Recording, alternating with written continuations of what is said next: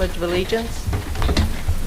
I pledge allegiance to the flag of the United States of America and to the republic for which it stands, one nation, under God, indivisible, with liberty and justice for all.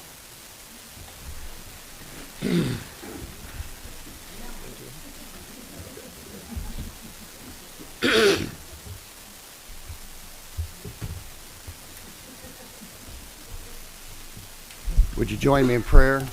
Heavenly Father, we thank you for this day. We thank you for the many things and all the things that you provided to us. Thank you for meeting our daily needs.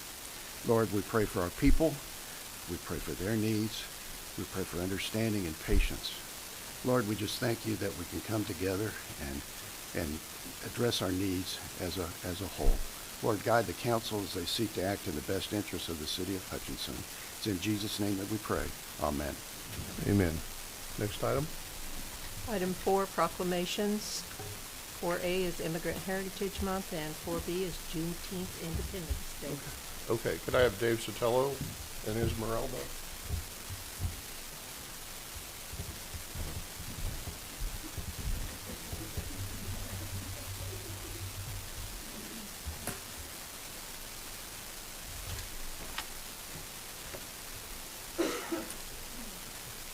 Whereas generations of immigrants from every corner of the globe have built our country's economy and created the unique character of our nation. And whereas immigrants continue to grow businesses, innovate, strengthen our economy, and create jobs in Hutchinson. And whereas immigrants have provided the United States with unique social and cultural influence, enriching the character of our nation. And whereas immigrants have been tireless leaders, not only in securing their own rights and access to equal opportunity, but have also campaigned to create fair and a more just society for Americans. Now therefore, I, Greg Fast, Mayor of Hutchinson, do hereby proclaim the month of June 2024 as Immigrant Heritage Month. Congratulations. And I assume you want to have a few words. Yeah, I think so. All right, very good. Thank you. I appreciate it. Good morning, Council. I want to certainly introduce Esmeralda Tovar Mora, which many of you know for this proclamation of Immigrant Heritage Month. But I really want to highlight just the importance of immigration in our community and the beauty it brings. From the I always bring up the Mexican immigrants who came here to build railroad in our community, really an important part of our community. To just farther out in Reno County, what some of the Anabaptist immigrants have come to our community and beautified our community, strengthened our community, and give our community an identity, a rich culture. So really grateful for immigration. I myself, as an immigrant, understand what it means to be in this country and the pride I take to be here and the opportunities I have. But also just know how much room we have to support immigrants in our community. And so the Human Relations Office and our city is willing to help and understand and build that process. So, Esmeralda. Thank you, Dave. I wrote something quick so that I don't ramble on and take too much of your time. But thank you so much for this proclamation and for recognizing the importance of Immigrant Heritage Month. June is a favorite month of mine because of how intersectional it is. Diversity is what makes our community so vibrant and beautiful. Today and every day, we celebrate our immigrant community here in Hutchinson and in Reno County. Immigrants have made invaluable contributions for generations to enrich our culture, communities, and economy. This is a reminder to all of us to explore our immigrant heritage and carry with us what it means to be a nation of immigrants. Hutch in Harmony is proud to foster understanding, dialogue, and appreciation for the immigrant experience.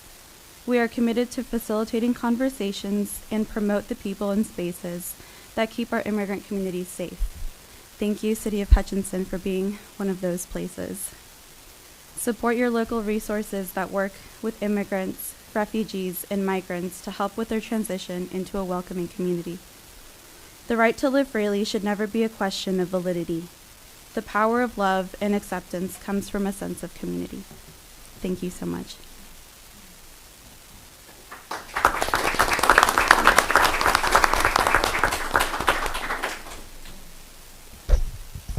For those of you that don't know, they both have a very unique story. If you haven't heard their story, you should corner them, and they would be happy to tell you about how they came here and the struggles that they've had. But hopefully we're a welcoming community, like you said, and we will strive to continue. So the next item will be the Juneteenth Independence Day proclamation. We have several people here. Come join me. NAACP, the NAACP Youth.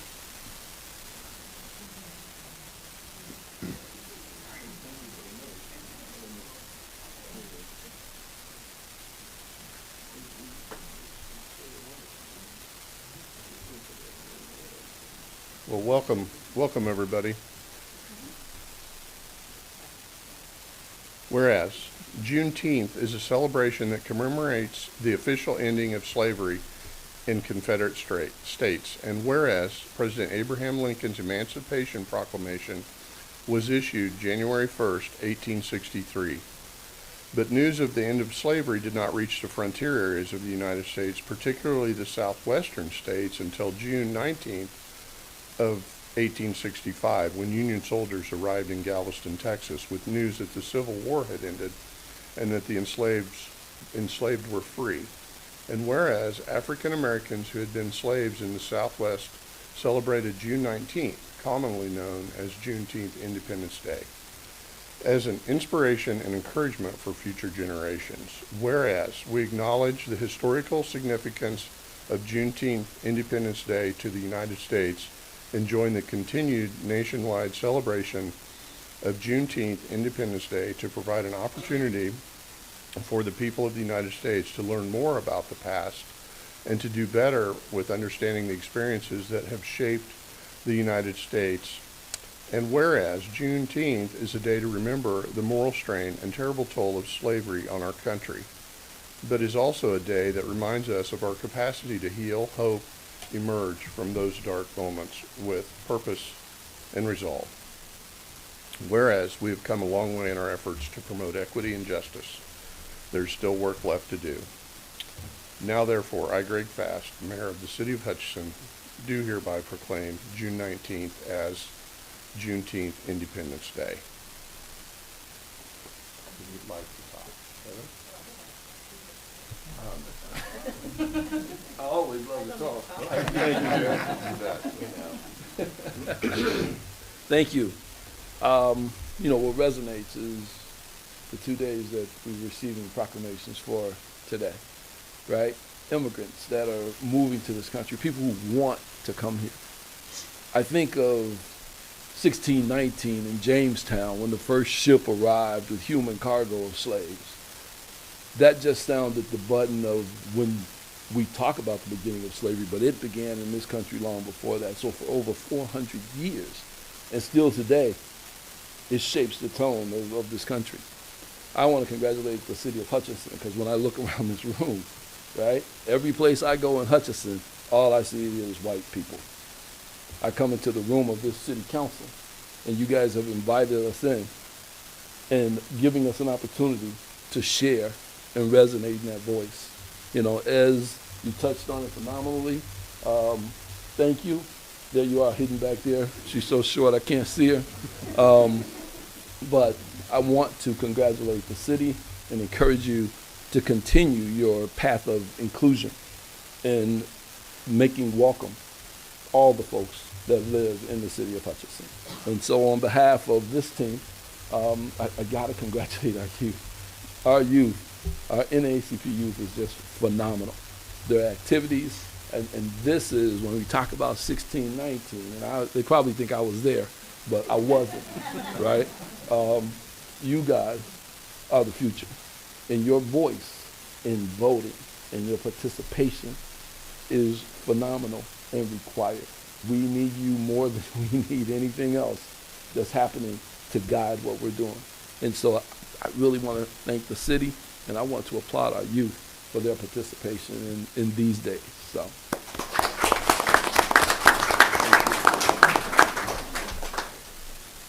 And council and to the community, I want to take this special moment to one, let our youth and Hilo Inc. introduce their community events that they're having this weekend. So really excited, or next weekend. So really excited for all the activities happening to celebrate Juneteenth. I also want to take the moment to introduce our new human relations officer, a role that I've loved and enjoyed, and it's going to be so hard to let go of. But I'll continue to support Jonathan Van. If you want to step up here to the mic and introduce yourself. Really excited to continue the work of the Human Relations Office and to support Jonathan and to welcome him to our community to do that important work of creating harmonious relationships and creating a Hutchinson where everyone belongs and thrives. So Jonathan, if you want to introduce yourself, and we'll let Hilo Inc. and the youth describe their activities. Good morning. As Dave said, my name is Jonathan Van. I first want to say thank you to the City of Hutchinson for welcoming me here. I'm excited to see what the future holds for Hutchinson and everyone that lives here. How apropos of this moment where these proclamations are being given. Thank you to Mayor Fast. I represent several different demographics of people, so I'm just excited for the future. And thank you all. So nice to meet everyone today. Thank you.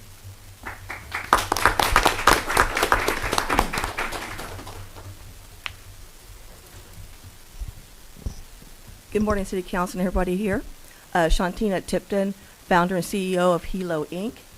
And we have our Juneteenth celebration coming up as well as this weekend along with our NAACP youth. I'm a member of the NAACP as well. And so they do a fantastic job on kicking off Juneteenth, and the youth that are involved, we need to give them a special applause because they do a fantastic job. And they've been doing this job for 5 years. So thank you, NAACP youth, for all that you do. Our Hilo Inc.'s Juneteenth celebration starts on Saturday, June 15th with Juneteenth Family Day at Avenue A Park. We're going to have free food, vendors, activities for kids, a live DJ, car show, product vendors, and informational vendors. Then the following weekend, on Friday, June 21st, we're going to have our annual blood drive. It's a red carpet opportunity. We ask everybody to come out and support the Stringer Fine Arts Center at 1300 North Plum from 8 a.m. to 2:30. Then on Saturday, we're going to have our Juneteenth Red Carpet Jubilee Brunch and Hair Show. We've got a couple special guests of that event. At our brunch, we're going to have Tiffany Davidson, who will be speaking on the importance of minorities donating blood in relation to sickle cell anemia. Then our keynote speaker, Dr. Kawana King, Vice President of Enrollment from Pratt Community College, will come do a presentation on the history and why we celebrate Juneteenth and how it's important to honor and recognize that every year moving forward. After the brunch, we're going to have a hair show. The hair show guest speaker will be Michelle Watley, founder and CEO of Shirley's Kitchen Cabinet from Kansas City, Missouri. Her initiative is the Crown Act. Hilo Inc. is in partnership with Michelle and the Shirley's Kitchen out of Kansas City, Missouri, to help write the ordinances, hopefully I introduce here in Hutchinson, to have the Crown Act put in the ordinance in the city of Hutchinson, Kansas. We will give you a presentation later on that, but I wanted to let you know what was coming forward in the upcoming months for that.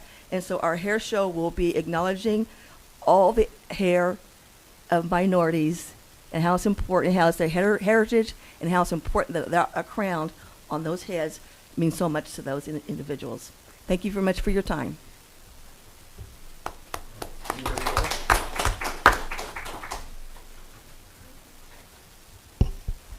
Hello, those of you who might not know me, my name is Ruby Tovar Contreras, and I am with the NAACP Youth. Firstly, I would like to start off with thanks. Thank you all for the 2 rounds of applause that we have already received. And thank you, Mayor Fast, for your proclamation, and thank you for opening up our celebration on June 13th and June 14th. We will start off our celebration on June 13th with our talent show, which starts at 6 p.m., and we will have 3 grand prizes along with 3 age categories. We will include a cakewalk and a kids craft table this year, which will be especially fun, and to enter into the talent show, it is free. The next day, on June 14th, we will have a barbecue and a movie night. The barbecue starts at 7 p.m., and at 9:30, we will begin our new movie called Concrete Cowboy, and I'm very excited to watch that as well. I would also like to add a special thanks to the NAACP and to the board, including Calvin and Reverend Mike Job, because without them, we would not be here. I know you guys always like applauding youth support and youth participation, but truly we would not be here today without them. Thank you.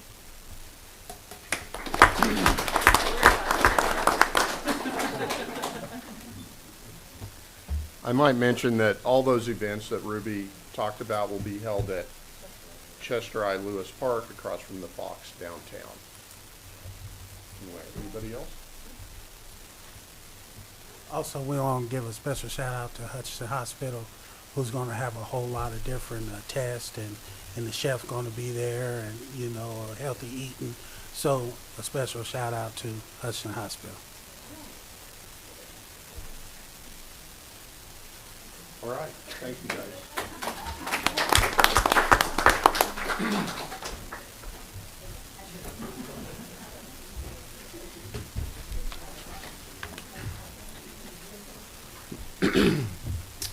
Next item. Item number 5, oral communications. This is a part of the council meeting where we hear from the public, updates, complaints, anything you would like to talk about.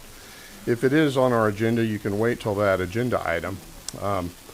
Anyway, you'll have 5 minutes and be glad to hear what you have to say. Good morning. I'm Justin Combs, Director of Parks and Facilities. I actually have 2 events I want to speak about briefly. I'll get to the one on the screen second. The first one is this Friday at 1 o'clock. We are doing the ribbon cutting for the bison exhibit at the zoo. It's a great exhibit. Our zookeepers have done a fantastic job of training our bison. And so our guests will get a really unique experience to be within feet of a 1,700 pound animal. And then we'll have some opportunities to do some feeding as well. So again, that's this Friday at 1 p.m. and we'll be doing the ribbon cutting. And just want to remind everyone that that project was made possible by Dan Power and the Power family, and as also Conklin Cars played a big part of that. So the second event I want to talk about is actually on the screen right now. So Saturday, June 15th, we are doing essentially a grand opening, a big celebration for the bike park. The time will be from 11 to 4, and then we've got a special guest coming. So the guy you see on the screen, his name is Louis Cartesi. He's a professional dirt jumper, professional BMX rider. He was on the Nitro Circus. The picture that you see up there, he's actually doing a trick, and he lands that trick. I don't know that he'll quite get high enough to be able to do that trick at our event. But he's going to be giving 3 demonstrations, one at 11, one at 1:30, and one to close out the day at 3:30. He's going to be around all day as well, just to kind of hang out with anybody that shows up. He'll be riding with everybody. So super excited to have Louis there. We'll have some food trucks. We'll have music. We're also bringing in so the youth mountain bike team, Disciples of Dirt. They're going to be doing a fundraiser, so they're going to be selling bottled water and snacks as a fundraiser for their program. So again, Saturday, June 15th, 11 to 4 with 3 demonstrations. So should be a really great time just to essentially have a big party down at the bike park to celebrate the opening of our bike park.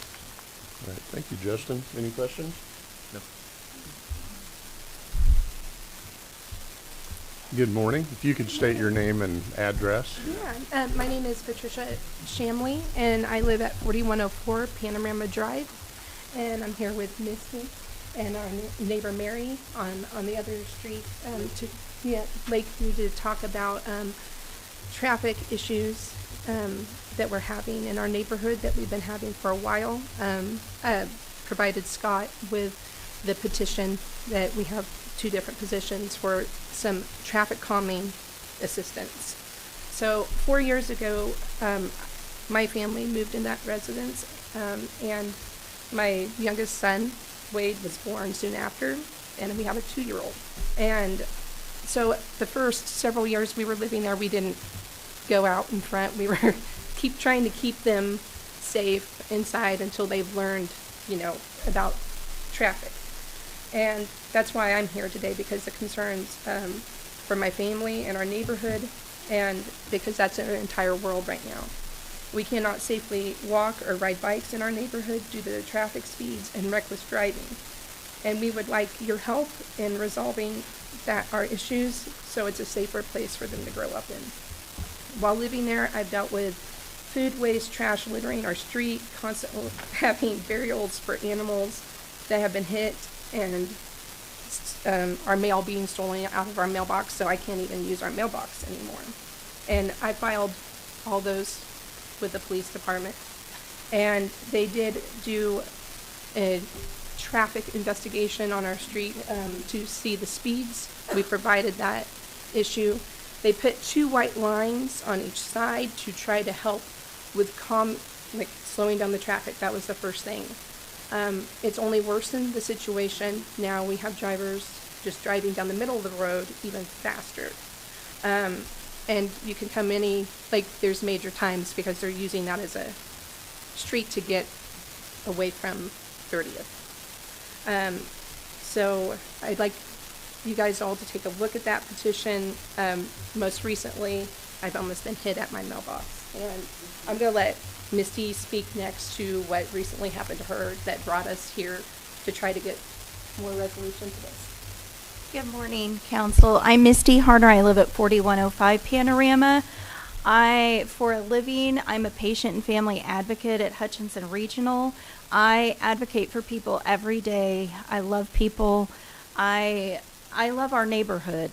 We have several people that are elderly that could not make it to this meeting, but their voice, I want them to be heard.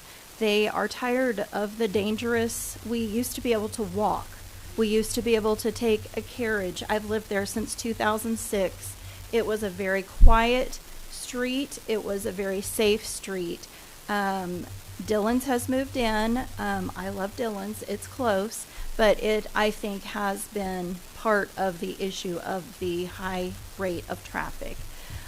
People are very disrespectful. Just last week, I was pulling my car off of 43rd down to pull into my driveway. I was honked at. The guy screamed and yelled at me that I was going too slow and added some very terrible words to me. We've been out. My husband has followed people, said, "Where are you going? Why are you going so fast?" They've pulled him over. It's getting very dangerous. The white lines did not help, as Patty said.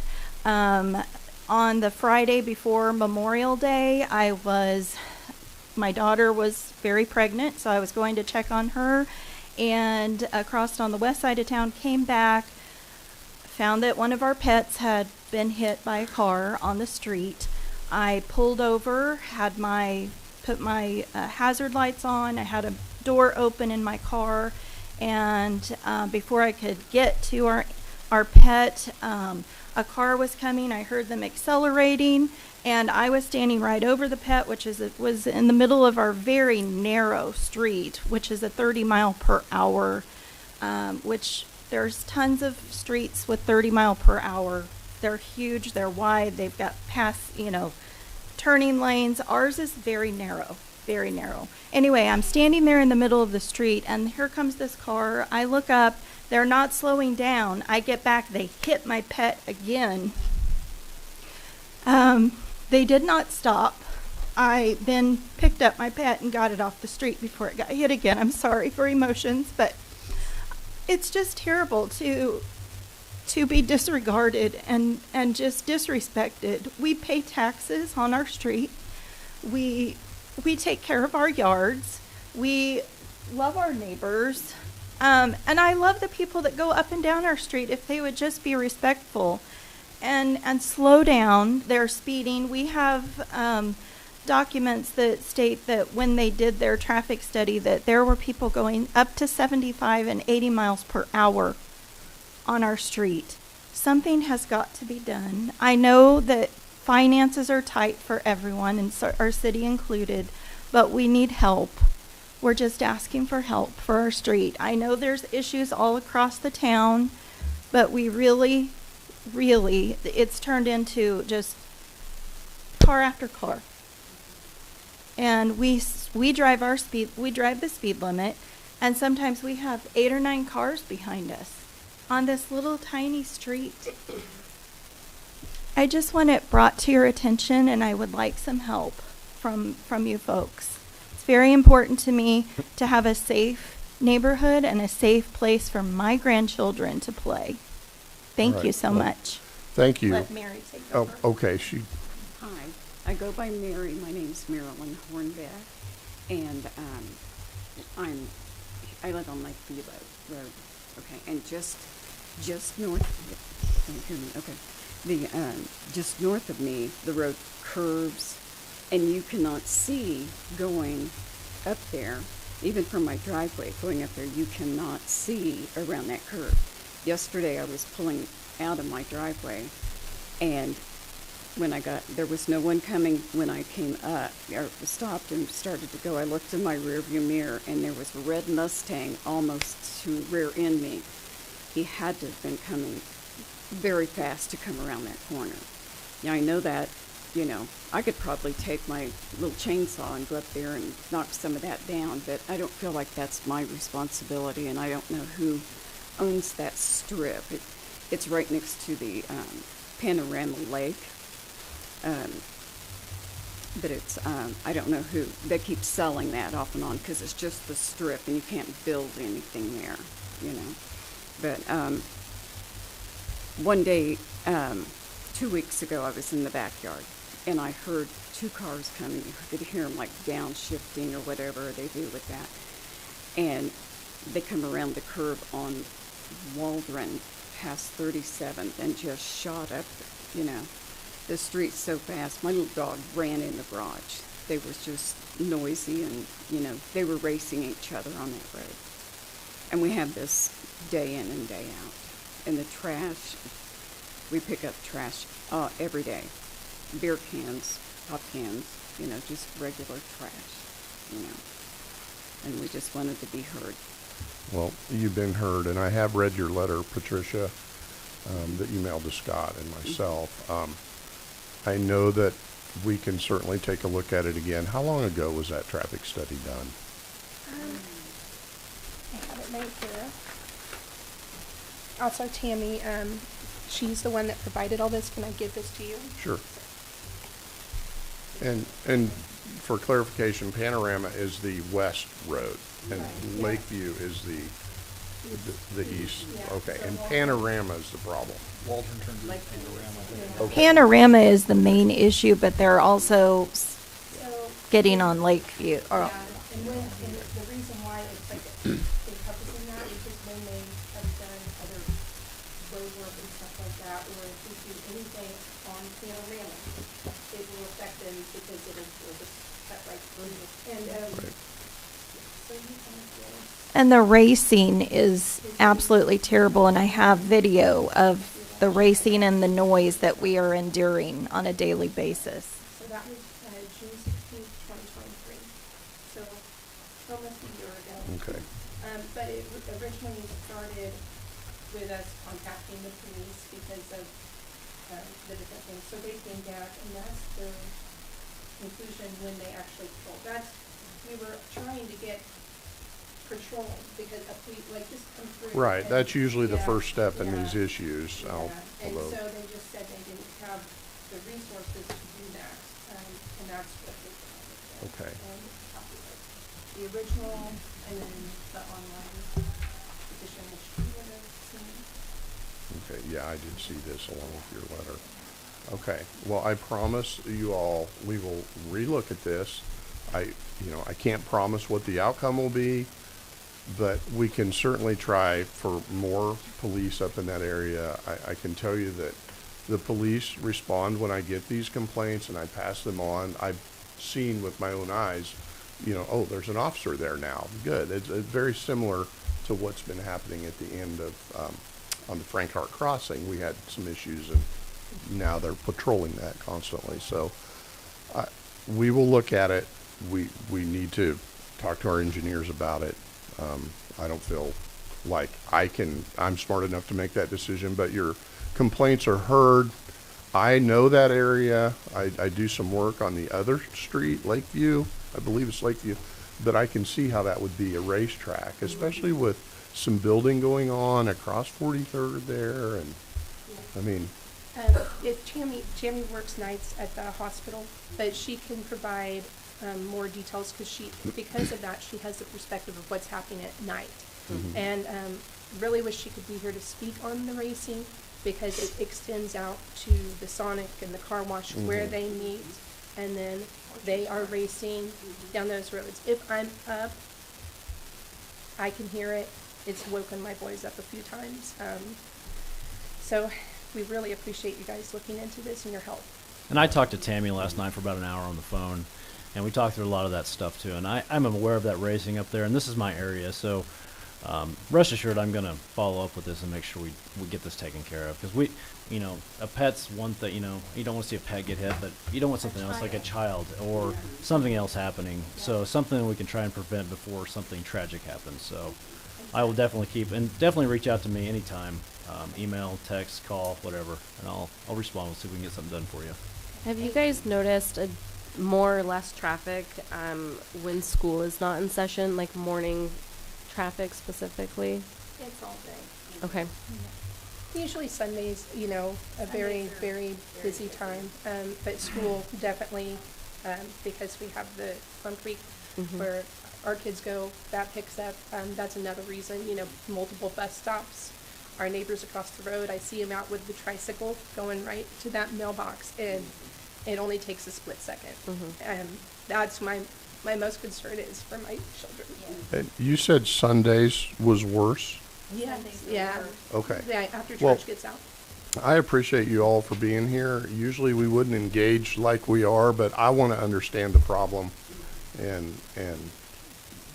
think about what we can do and see what staff says. And sometimes the people that are drag racing through there, they'll line up at like Walden and 37th and Lakeview and 37th, and you can just hear them, and then they just take off down those roads. Well, and that's a problem because they're coming up Halstead doing the same thing, and then turn and go down 43rd. So that's an issue as well. So Yeah.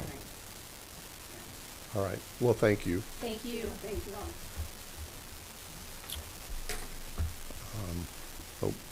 Mr. DeGarmo.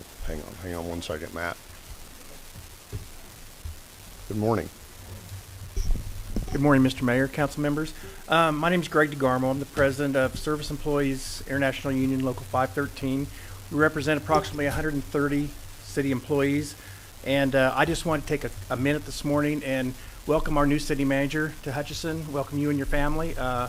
We're looking forward to having good working relationships. We've got, like I said, 130 hardworking city employees that we represent, and they're all looking forward to working with you and meeting you and everything. And just welcome to Hutchinson, and thanks for providing permanent leadership. We've needed it over the last few years, so we're just looking forward to moving forward and having good working relationships. So thank you. Thanks, Greg. Matt? Thank you, guys. Sure. Paperwork, I've got a lot of stuff to go over, it's going fast, and it's going to take a little bit of time. Are you? We'll try to limit it to 5 minutes if you I'm gonna can. go with that. And some of it's, kind of. And if there's stuff that we need to follow up after a meeting after the meeting.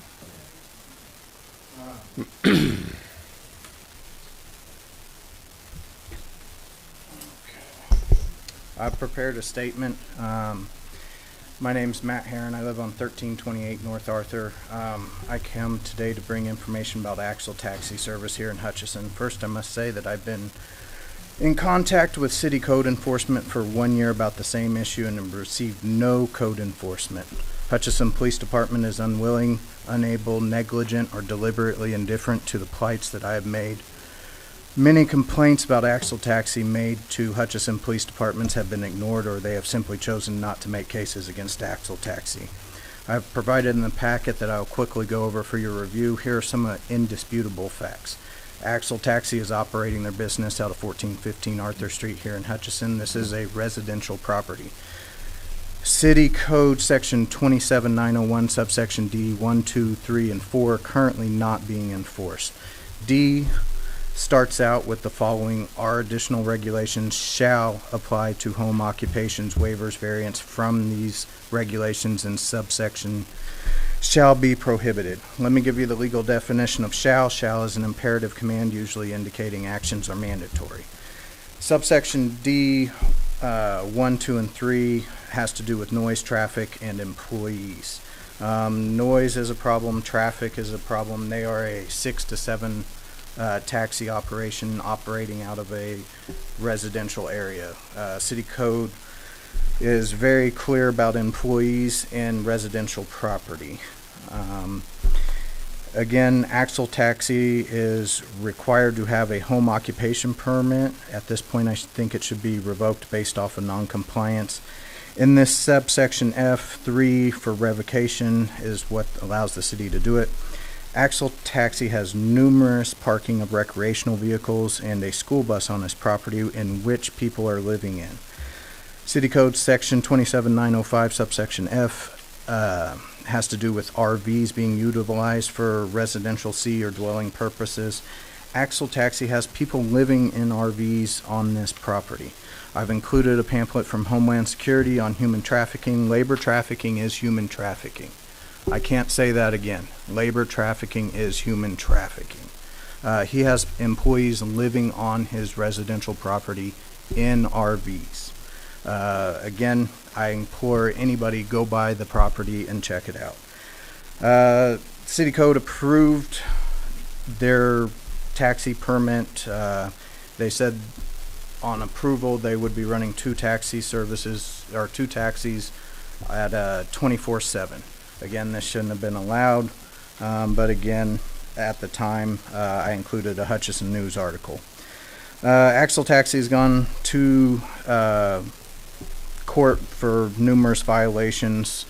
My biggest complaint about some of our code enforcement right now is they're not doing their jobs. Everything from start to finish on this issue. I brought up 27-9018 or 1, 2, and 3, and it has not been enforced. It's not anything that's going on currently. I'm asking the City Council to rescind their operating permit, their occupation permit, and make them come into compliance like every other business in Hutchinson. I have to do business out of a commercial property. Mr. Richardson has to do business out of commercial property. Mr. Magers has to do business out of commercial property. Axle Taxi has been operating out of a residential property from its inception. I'm calling on the City Council to do what you're supposed to do, which is you guys are our elected officials. You guys should be enforcing on our city employees to enforce our city codes. Again, I've been working with code enforcement for over a year and gotten no relief. I'm trying to speed up and skip over some of this stuff. Basically, Axle Taxi has been in court, but not for 27901 subsection D, nor have any violations been filed to date. I've included in my packet various city violations, charges that the owners, Nicholas and Samantha Ratley, have not been or have been cited for. Maybe some are still in the court system, some are not. Again, read over those. my next biggest complaint about this is what we do after we reject his permit, because it's clear in city code that it should be. Enforcement with him has been an issue on every step of the way. Through talking with city code, he will come in and play dumb. He will use any excuse that he can. The bigger issue is because this is simply not a code violation. There's human trafficking. There is other issues in my neighborhood for which the city is not basically doing well. I've included in my packet, basically we've had 4 murders in the time that I've lived there. We've had 2 attempted murders. We've had 1 sexually assault as recently as April. This is a serious neighborhood. This is a serious problem. I urge you guys to take action. My neighborhood has a way of working things out that doesn't go well for people. Again, with the murders and everything else. Matt, I know, you gotta cut me off. I'll cut you off. I want to be fair to everybody here. Right. I want you to know this is an issue we're working on. I know it doesn't seem like it. Rest assured, we know about it. It's been elevated over the last month or 2. Right. So, yeah, I very much feel like 1 year I've been given excuses from code compliance. That's why I'm here today is I'm starting to feel like I have no recourses. And I'm one of the people that very much believe in I'm trying to do this the right way, but I will blow this out of proportion. Right way. Thank you. So thank you guys. I'd like to just mention that the pictures that you included here, after one of our conversations I drove by, I don't know when these pictures were taken, but I drove today. Okay. So I drove by maybe 2 or 3 weeks ago, and the Mhm. pictures look the exact same. So I know that this is working its way through the court system currently for other things. Right. Sometimes we as a council have to undo what a previous council has done. For instance, the license.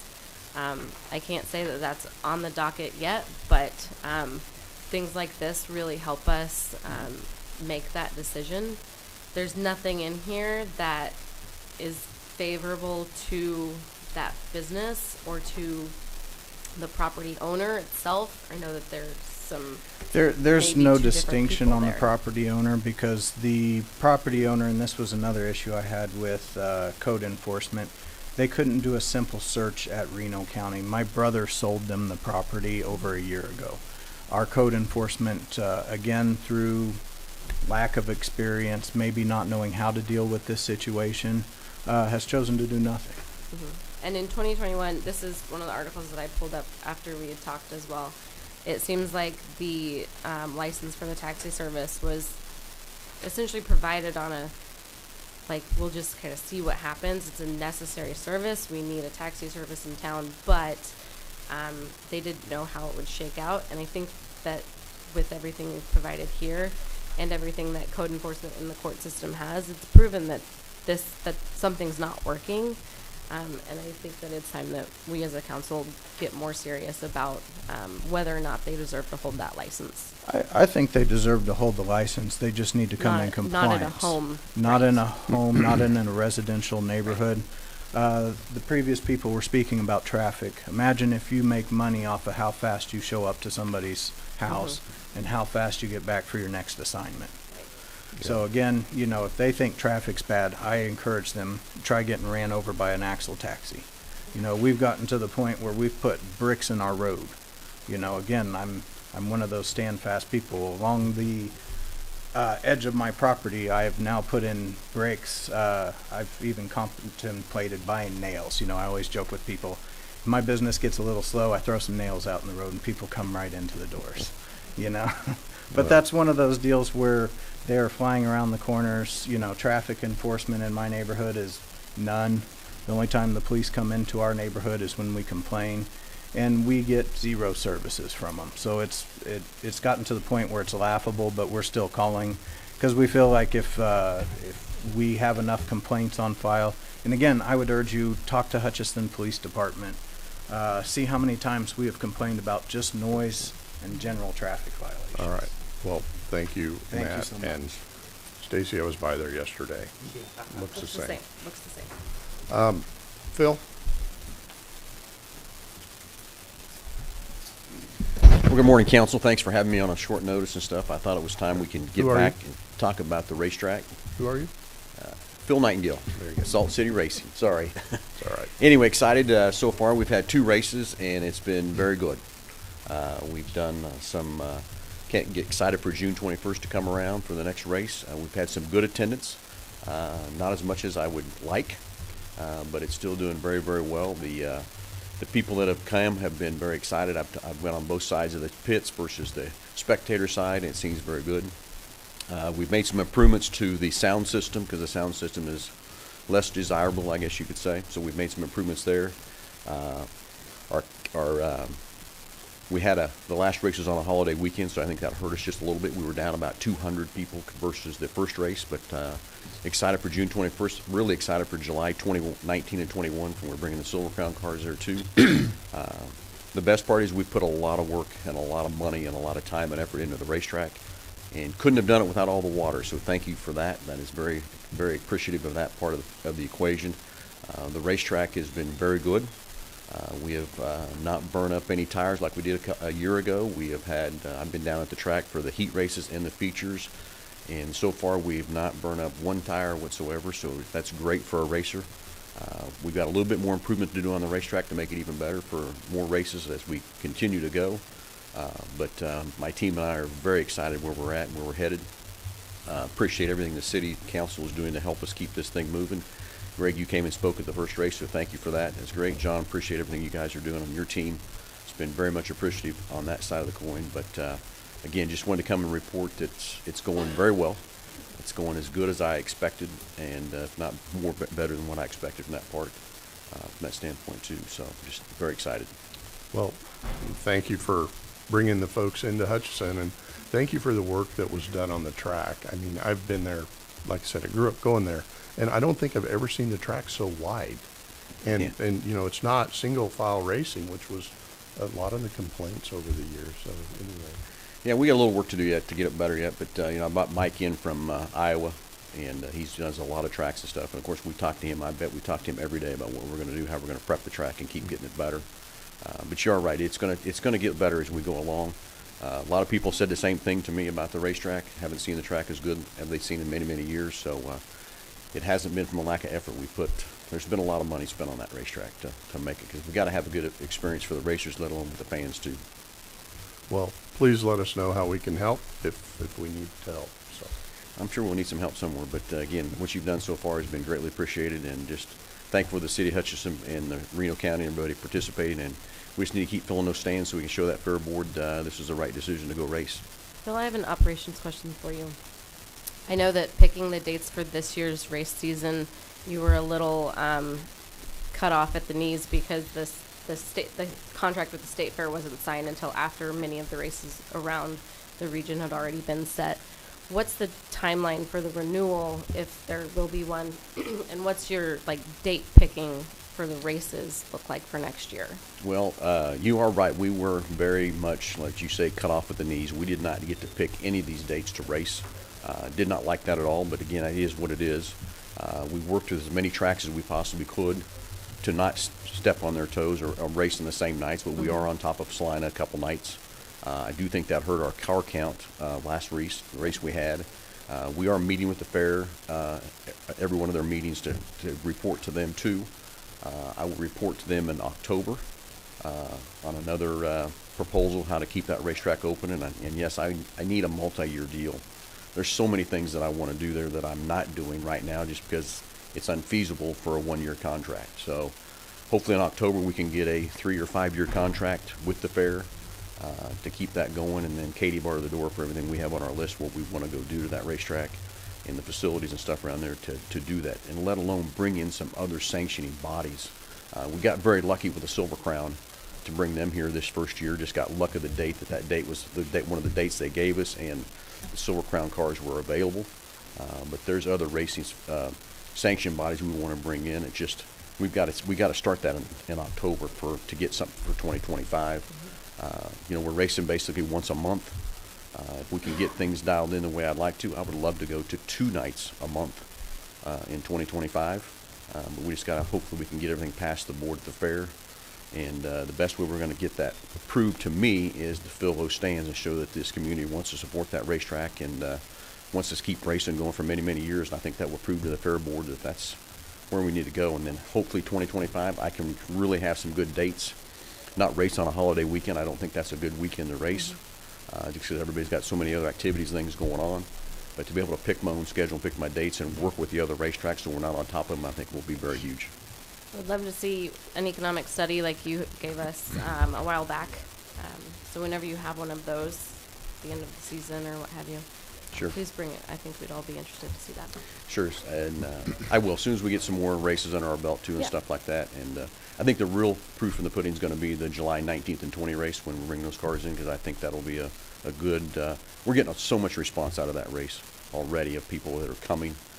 Some of the racers that have went out just bought cars just to come race at this racetrack. Very huge.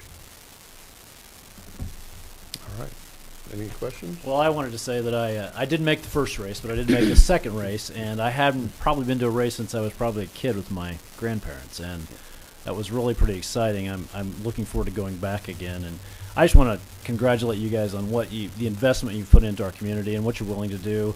You and Mel Hamilton have done a great thing, and I feel like it's going to be a great addition to our community, and I just want to thank you for that. You're very welcome, man. I lived here for so many, many years and stuff. But I talked to a guy last night about the racing. Of course, I talk to everybody every day about racing and stuff here in Hutch. But it is my passion for racing. I think it is good for this community.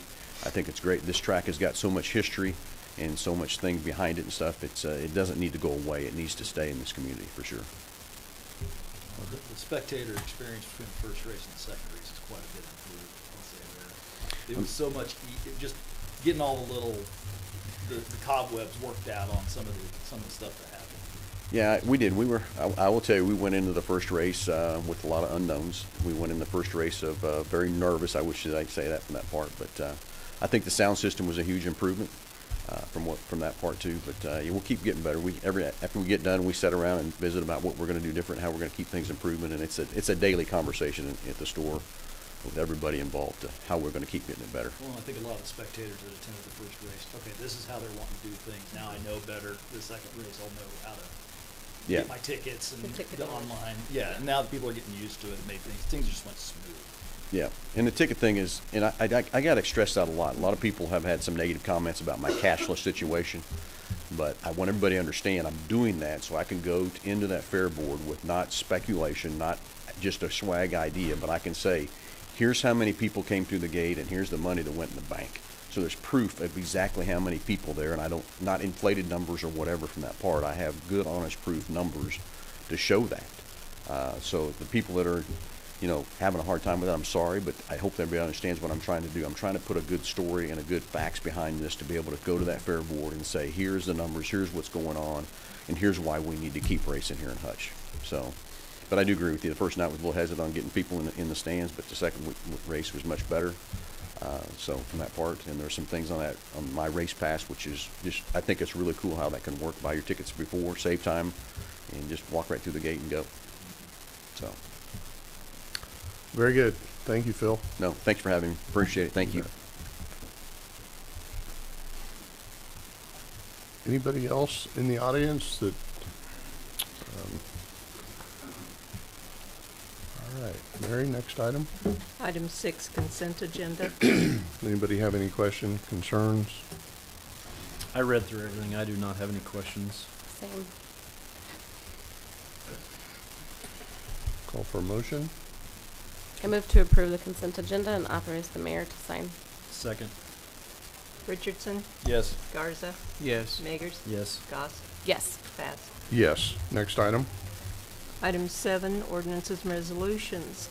Item 7A is consider a resolution declaring the upper floor of 14 North Main as blighted infrastructure and not in compliance with city code.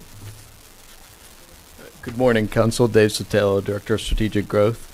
I wanted to introduce you to Carissa Paxton, who is our housing coordinator and going to be our in-house expert on CDBG programming. So really excited to have Carissa on our team. We're doing a lot of introductions today, which is awesome. Really important to have someone in our team who is an expert in these programs that really help our community move forward and leverage state funding to help businesses in our community with business development and housing development. So this is a really exciting project. Jim Seitnader has done a lot of work to get us to this point, but we'll continue that work through Carissa. So thank you for that, and I'll let Carissa talk a little bit about it. Good morning. So what we're discussing is commonly referred to as a CDBG grant, or a Community Development Block Grant. The Kansas Department of Commerce distributes federal funds through this program to Kansas cities and counties to make improvements on housing, infrastructure, community facilities, economic development, and the reason that we're here today is community rehabilitation or commercial rehabilitation. A federal mandate to receive these funds is that the property has to be identified as blighted. The official use of the term in this case is building deterioration due to deferred maintenance or damage, a violation of local building, health, or real property codes due to poor physical condition. Blight matters because it negatively impacts communities. It fosters economic, social, and physical disparities. Blighted structures bring down property values and pose a danger to the surrounding buildings and structures. Meredith and Nick Wollenhaupt, and Meredith is here today if you want to come. They have been actively working in downtown Hutch to create a safer, beautiful, and economically developed community. Today, they are asking City Council to declare the third floor of 14 North Main a blighted structure. It has violations and some deterioration in the electrical, plumbing, and HVAC systems, as well as damage to the floors because of leaking windows and a leaking roof. Now, Meredith and Nick have replaced the roof, and they've added fire suppression to all 3 floors and done extensive remodeling to the first and the second floor. But declaring blight to the third floor allows them to bring the building into compliance and will allow for new use of our downtown spaces. We are following this process as recommended by the Kansas Department of Commerce and SCED, hoping that we can continue to use the framework for this project on other buildings as other property owners downtown and all over Hutchinson look to revitalize their buildings. The City Council has previously declared blight on the Landmark and the Stevens Building for similar reasons. By declaring blight, you provide access to federal funding to improve another space, another important piece to downtown Hutch. We ask City Council to support this declaration to continue the development and safety improvements in our downtown area. And if you have any questions about the project, Meredith has agreed to answer those as best as she can. So, hi, Meredith. Good morning, Meredith. Good morning. Where did Ella go?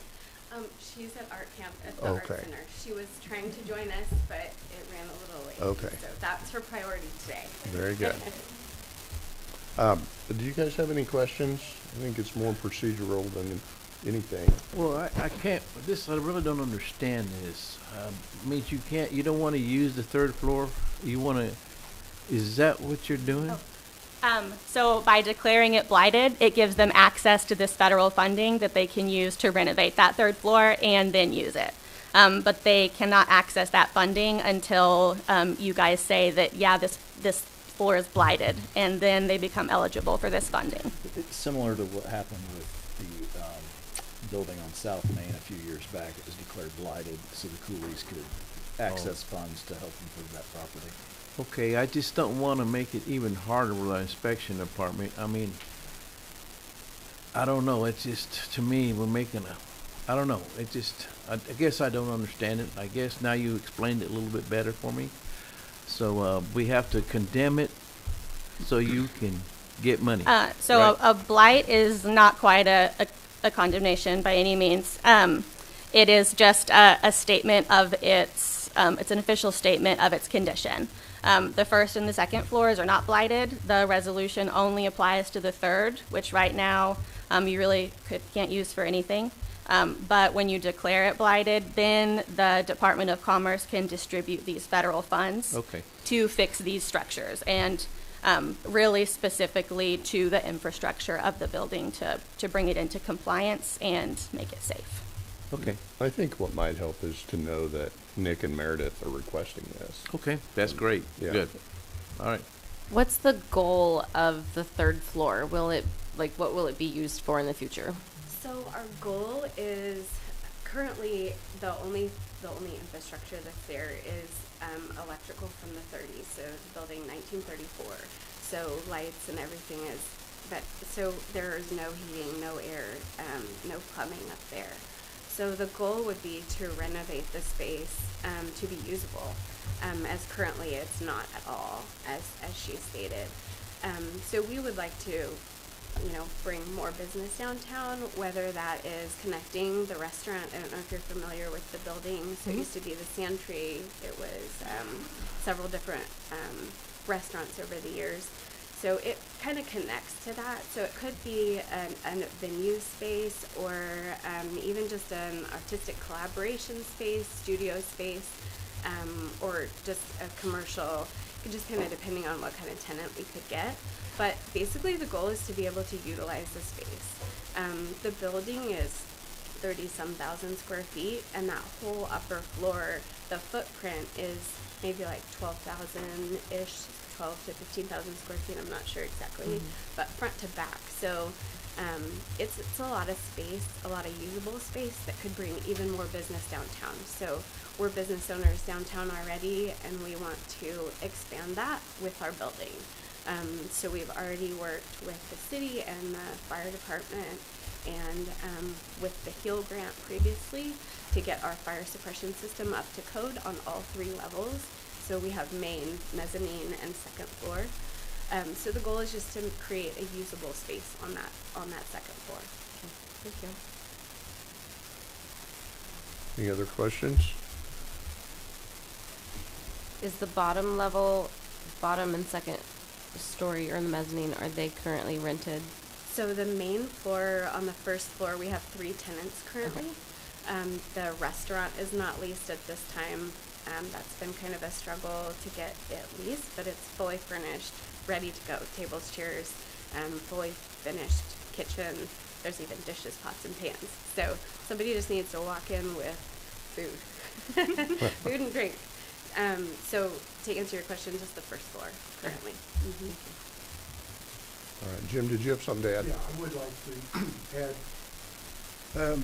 It's the biggest challenge, and I'm going to put my old downtown development hat on.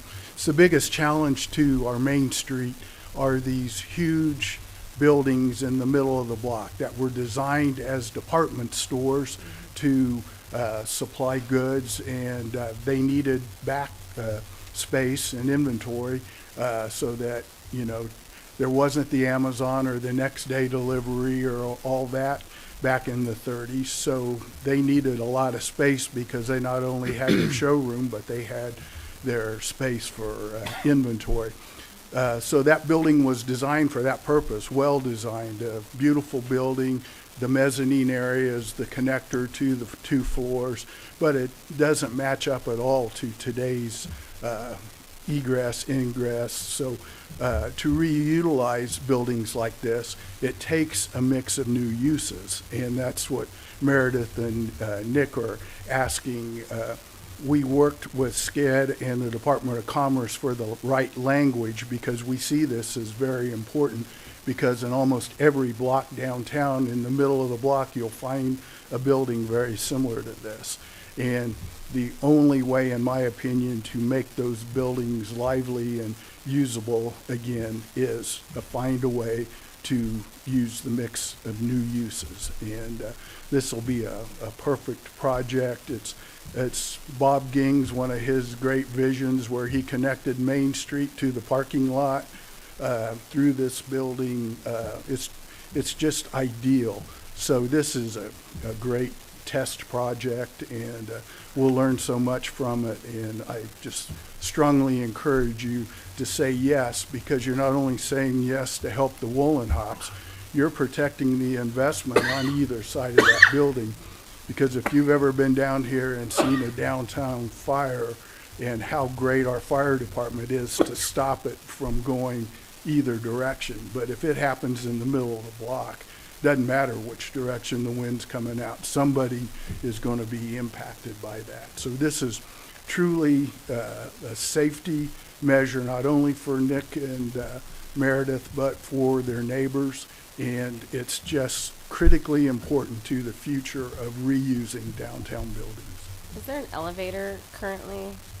There's not. Okay. And There might not be a place to put one. well, but there's it's there. actually a great place to put one, but it would take 2 buildings to make that work. Gotcha. So there's, downtown buildings are like puzzles, and there's no common footprint. They were all built for different uses and different purposes, and so, but by creatively working with neighbors, which I know Meredith and her neighbor are really close, so there are possibilities to make that happen and help both buildings, but that'll just take part of what the mix of uses, turn out to be.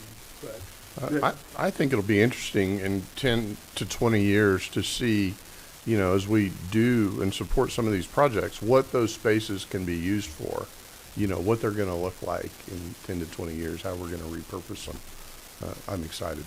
Well, with the team that's being built with strategic growth, with Dave and Carissa and Matt and just this whole new team, the future's just right out in front of us, and it's going to be a really, really great picture. But we need your help to move projects like this forward so that we can see that puzzle starting to come together.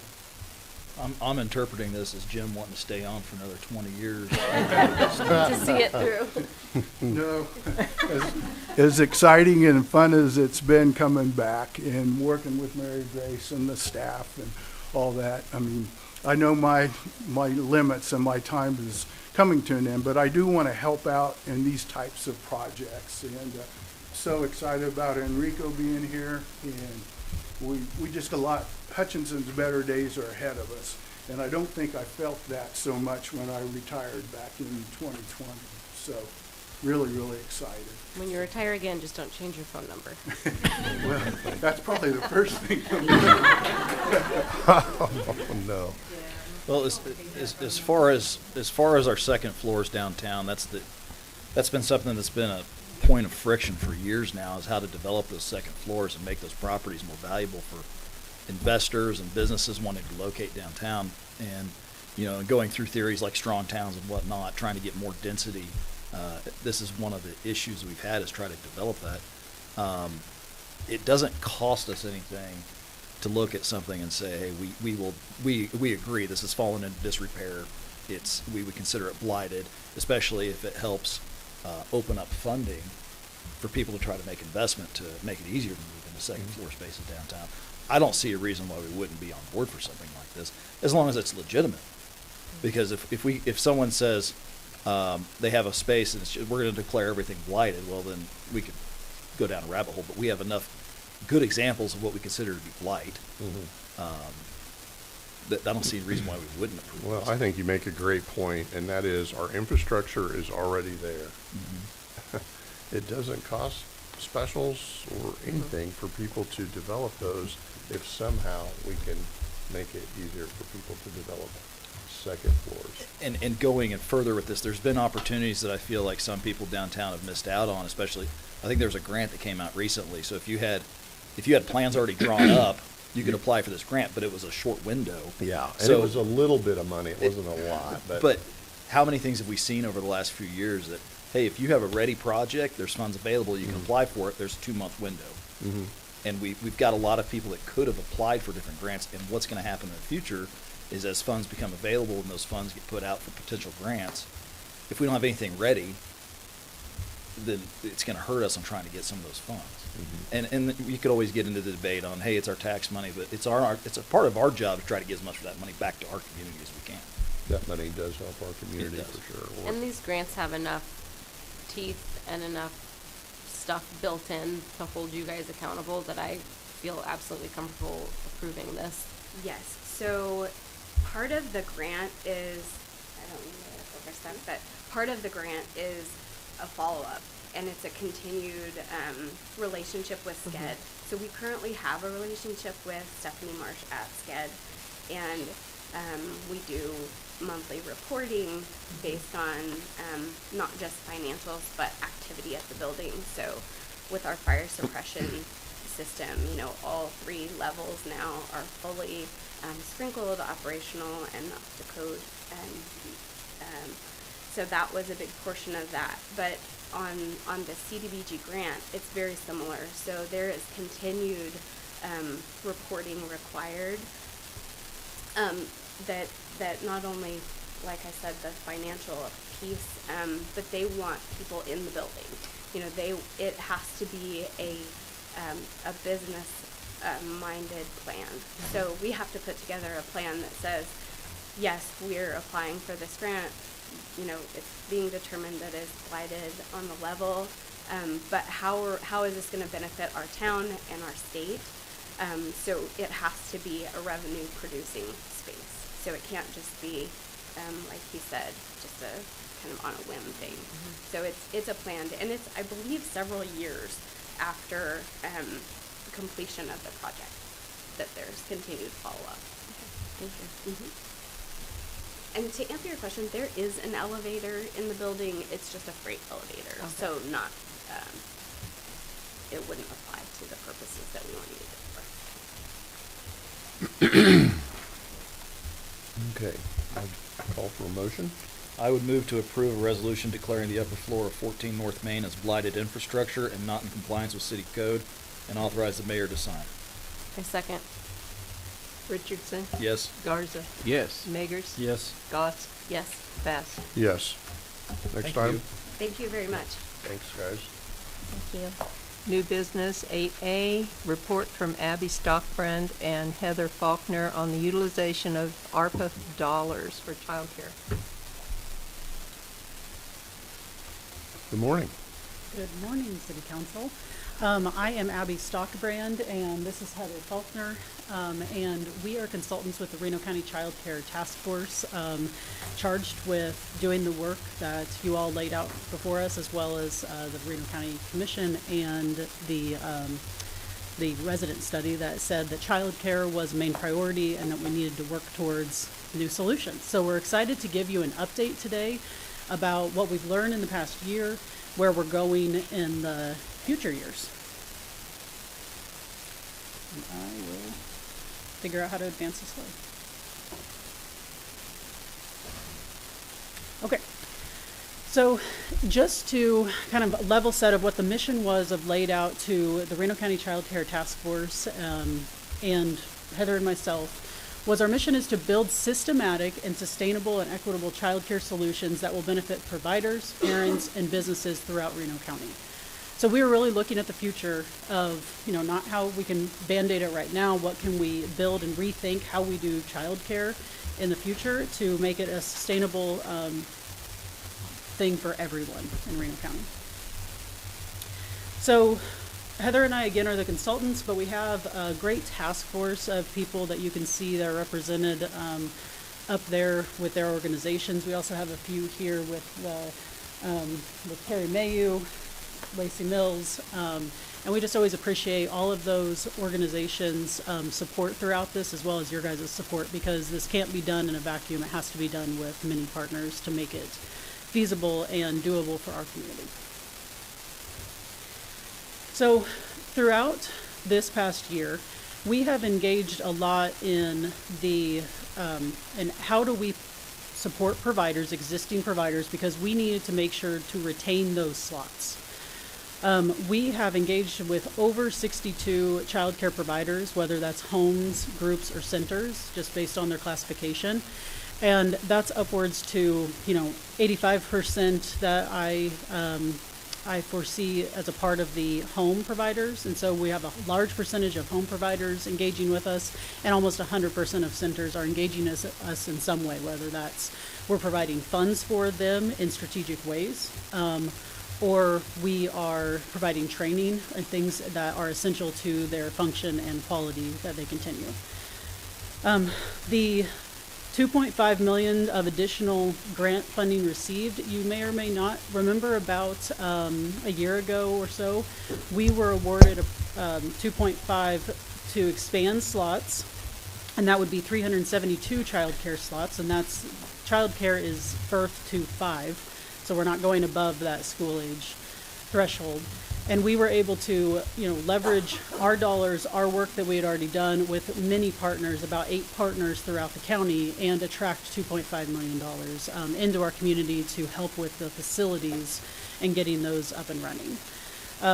Additional to that, we were able to pilot some programs that were innovative and looking forward, and worked with the state a lot in the Kansas Children's Cabinet to be able to innovate to the future of saying, what can we use these pilot funds for, and then I'll report back to you guys about what we did with those and how we're going to continue them in the future.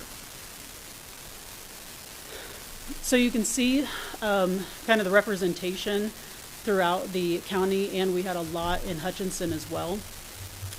We had program fund recipients are the darker blue, and then the accelerator grant projects, which represent, those are, either new or renovated facilities to expand slots. And, I can't read that at all. Okay, so I will read it to you.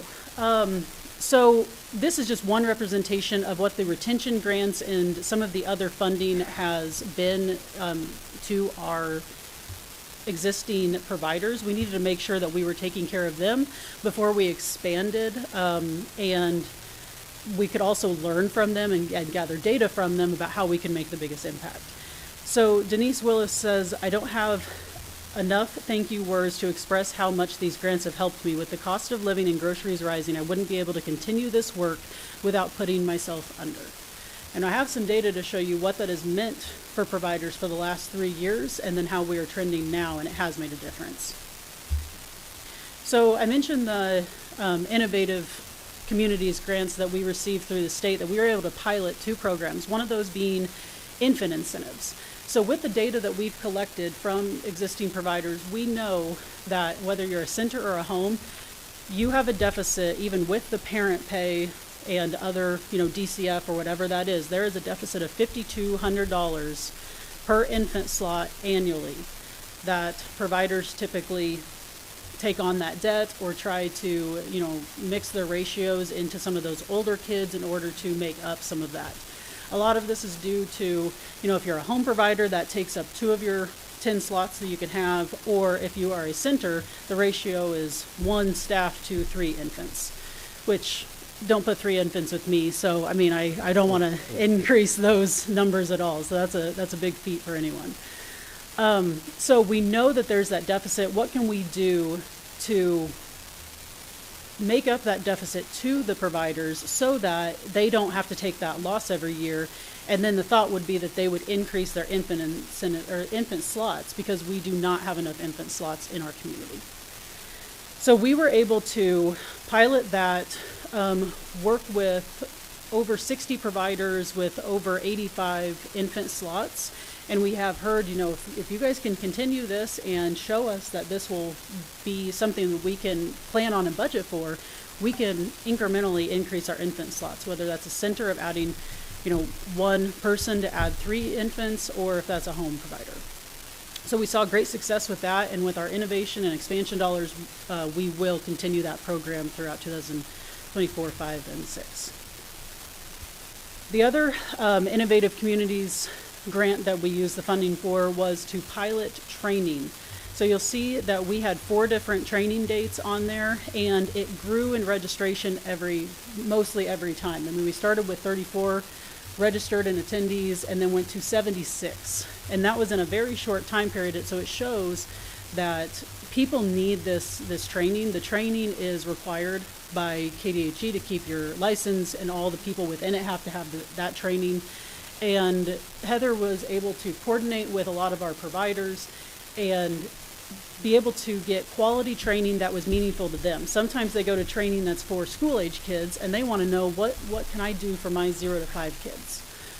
So we were able to incentivize as well people coming at a $15 per credit hour. And this is important because a lot of those home providers, they don't get paid for that time that's required, as well as a lot of our centers, because it is required time.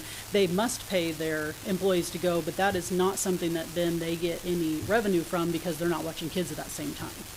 So this was able to make up a lot of that revenue lost on required training that they had to go to, and the quality. We got tons of great feedback about the quality and being able to bounce ideas off of each other while they're together as well. We're also, again, in the nature of we want to professionalize the industry and bring appreciation and recognition, because this is a huge part of our economy. Without people that watched our children and loved them every day, we would not be able to, go to work and do those things that, our economy needs for us to be able to thrive. As well as, they're teaching our kids that prior to getting into school. And so it's a very important piece of how can we develop children early, and we want to show our appreciation, and we did that through several different ways that were just very meaningful. They don't cost a whole lot, but they're very meaningful to our providers that have been overlooked for many years. And just to give you an overview of the budget, you can see on the right side the retention grants, which are what we were talking about of we wanting to retain those providers. We did that on a per slot basis, so they receive now more funding if they have infants and less as it goes down to the preschool age. But you can see on that right side we really want to retain, and then more on that left side is how do we grow and develop for the future, and what are the needs are of the future, and how can we set that up for sustainable growth. So that's really what that side is saying. And I'm going to let Heather go into where are we going in the future and some of the outcomes that we've already been able to see from our work. So as you guys all know, we did a big market study, and our goal has been to make decisions that are data-based and backed. That is a slow process, as I'm sure City Council can understand. It never moves as fast as everyone probably wants it to, but investing these dollars in ways that make a long-term impact has been really important to us. And so not only are we being intentional with the dollars that we've been entrusted with, we are currently working on multiple avenues in which to extend those dollars to a 10-year plan. So the original investment by the county and the city not only allowed us to leverage additional dollars, but it's also allowing us to really put the work in to say, okay, how do we make sure this doesn't stop when ARPA dollars falls off? So that financial cliff has sat as a real reality to us, and so we will be back in front of you when we have more distinct answers on what that specifically looks like. But part of that 10-year plan includes, and we talked about it briefly, one of the last times we were here, was a co-op model. We've done lots of extensive research. Co-ops themselves have lots of legalities to them. So I hesitate to use the word co-op because that won't be the legal structure of the entity per se. But we are working on an umbrella organization that allows shared services and providers, whether they be a home setting, a center-based setting, or a school-based setting. All of our schools have really partnered and collaborated with us in this work, which has been very instrumental. And so being able to look at all of these different care settings, identify the needs of those different care settings because they are different, and say, okay, how do we create an umbrella organization that allows for a lot of those shared services around sub-sharing, workforce development, take a lot of the load off. If you think back to that market study, there was so much load on the administrative tasks of providers. I run a center that has 100 children in it. Well, I have a team of people that help me do that administrative work. I've stood in the homes with home providers who, even though they only have 10 kids, the administrative work for each one of those kids individually is the same level that I have with no extra hands. And I've been in a home of a child care provider at 7:30 at night as she's trying to fill out retention grants because she doesn't have time during the day because she's taking care of kids and she's a one-man show. And so being able to create this umbrella organization that gives them buying power, at a center of 100, I don't go to Walmart to buy my milk. Benny Keith drops off caseloads of food to me. That's not feasible to smaller locations. And so being able to get some buying power and buy in bulk is helpful. Like I said, sub-sharing, workforce development, the onboarding process, being able to assist in, there are lots of regulations, but there should be lots of regulations. We're taking care of children.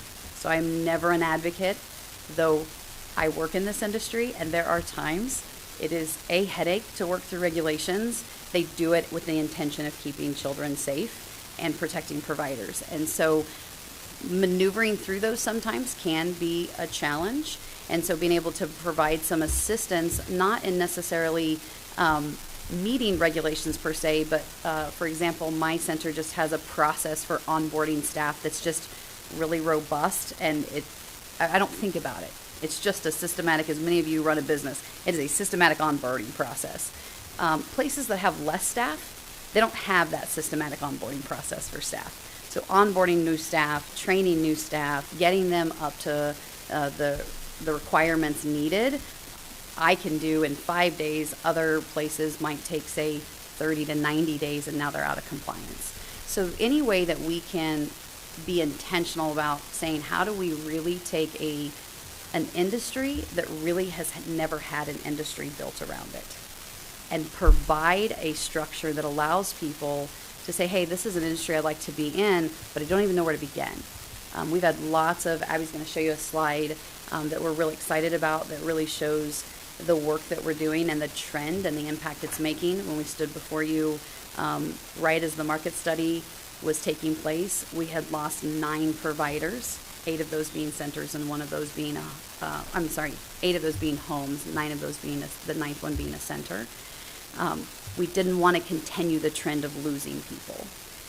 But when they were averaging over 60 hours a week at low pay rates, being able to find solutions that says, okay, they can come in underneath an umbrella entity that gives them benefits, that pays them at a certain pay rate that is not, I think it was $9.25 an hour when we had this conversation 2 years ago. That's come up a little bit to somewhere around $11 an hour is what an average child care worker is making in Reno County.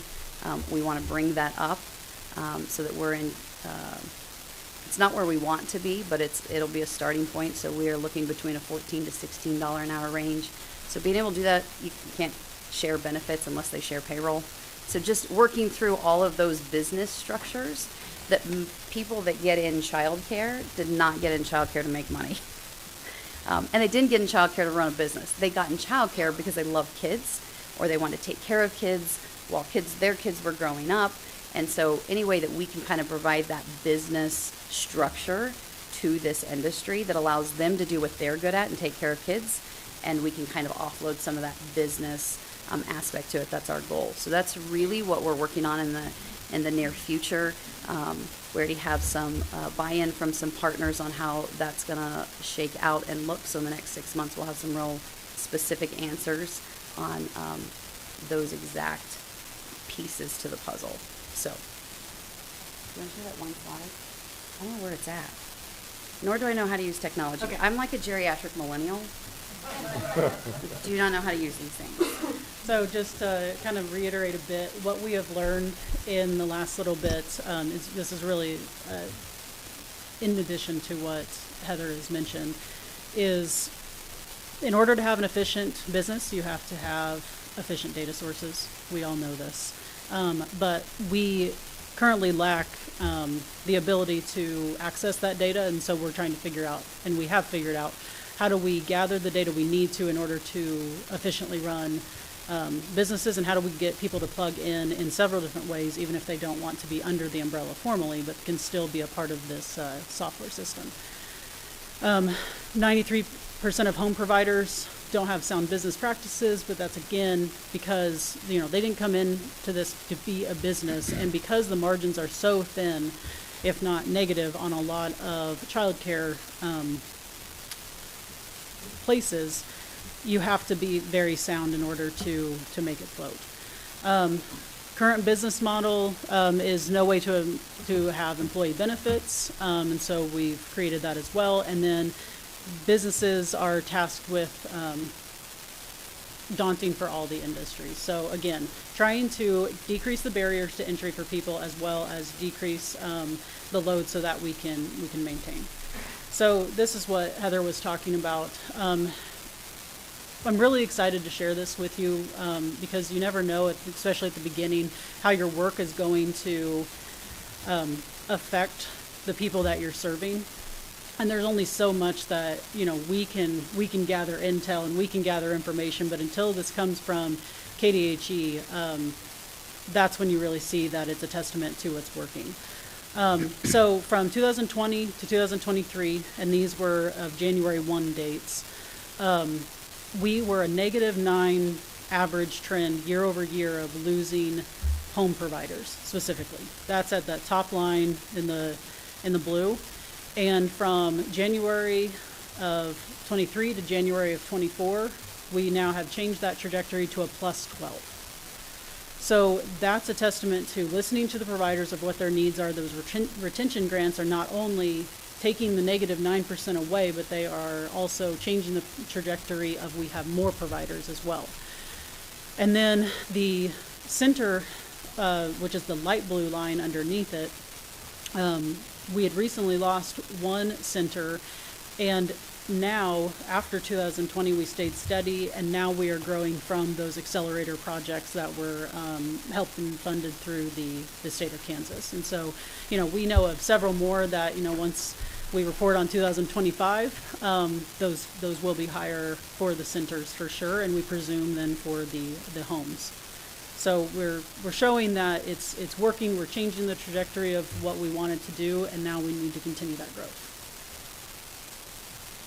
So this is what Heather had talked about in relation to the child care cooperative, and what we are looking to do and scale it up over time. So we want to be operational by January of 2025, and we'll have a few entities as a part of that, and have said, you know, yes, we're willing to walk through the muck and figure this out with you, and that's been very helpful. And then we will be able to scale then past that, and really looking to scale up throughout 2025 and 26. And then these are just some of the representations of what we can do with having collective data, collective organization of have it under a child care management system, which I'll talk about that software soon, substitute pools, orientations, all the things that go into making the business. We can do that collectively and just be more efficient, more cost effective, and help decrease the load on these providers. Mentioned the data piece and the software. We're looking at Playground software. We have it currently and are piloting and testing out a few things right now with some centers.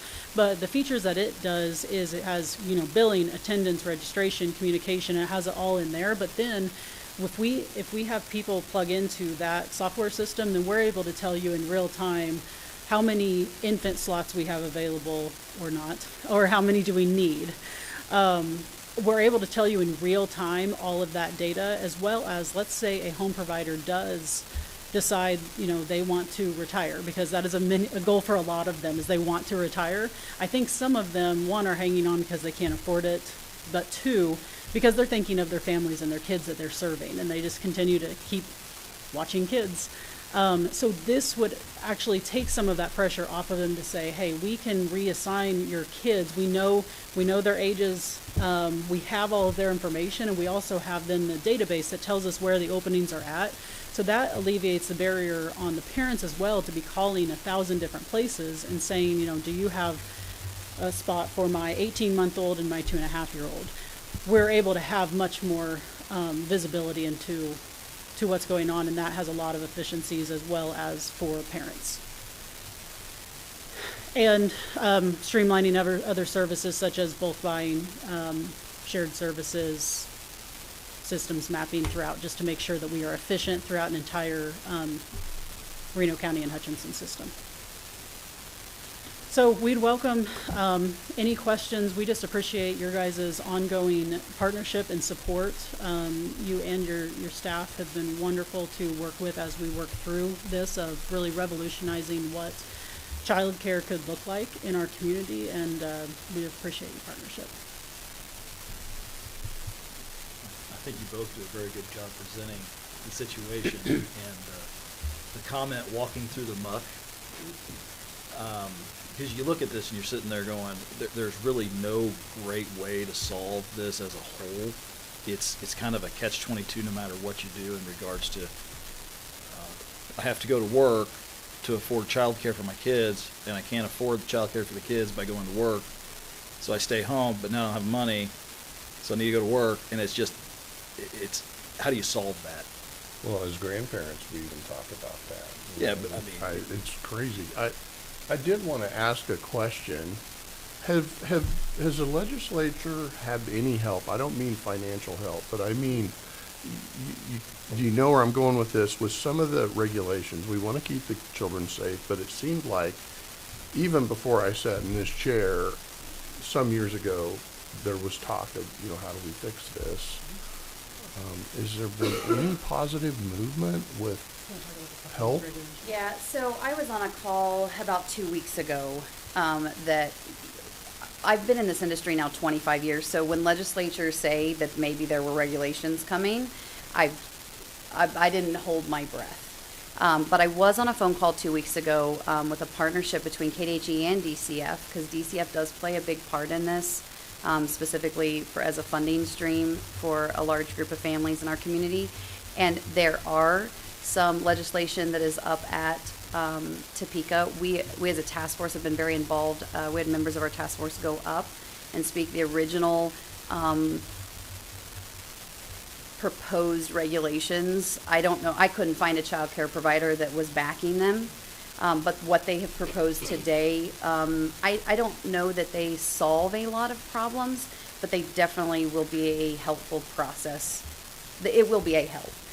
They are expanding ratios, like for infants. So one of their proposed is to go to 1 to 4.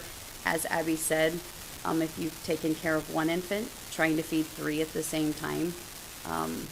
So as a provider, going to 4 infants to 1, I don't know that I would keep staff to do that, to be honest with you. So there are some solutions that I could see. That specific regulation, I could see how that could be beneficial as a provider when, as a center, which is where this gets really confusing for the community, it's all based on all these individual birth dates. So I have to move a child the day they turn 1. The day they're 12 months and 1 day, I'm out of compliance.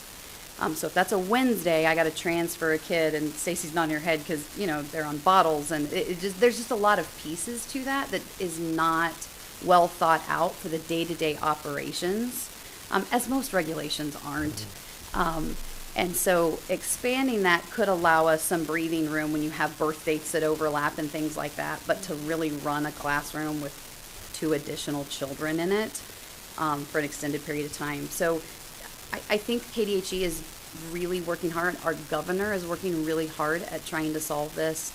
We have spent a lot of time on the phone with KDHE.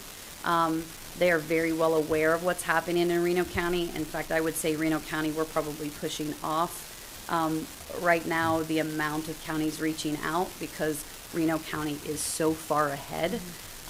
And a lot of that has to do with a decade's worth of work that a lot of the entities that are on the task force were doing before ARPA dollars, but ARPA dollars really allowed us to be leaps and bounds ahead of other communities.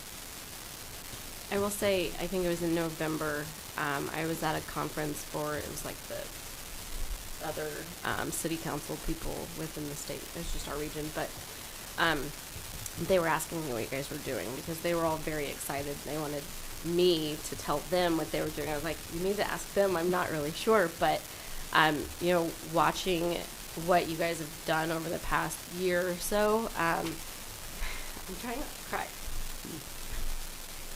It's such a uniquely feminine burden because not only do you employ women, but you allow us to go to work every day, and I'm so grateful for that. You allow me to be here, able to do this. It's just allergies, I promise.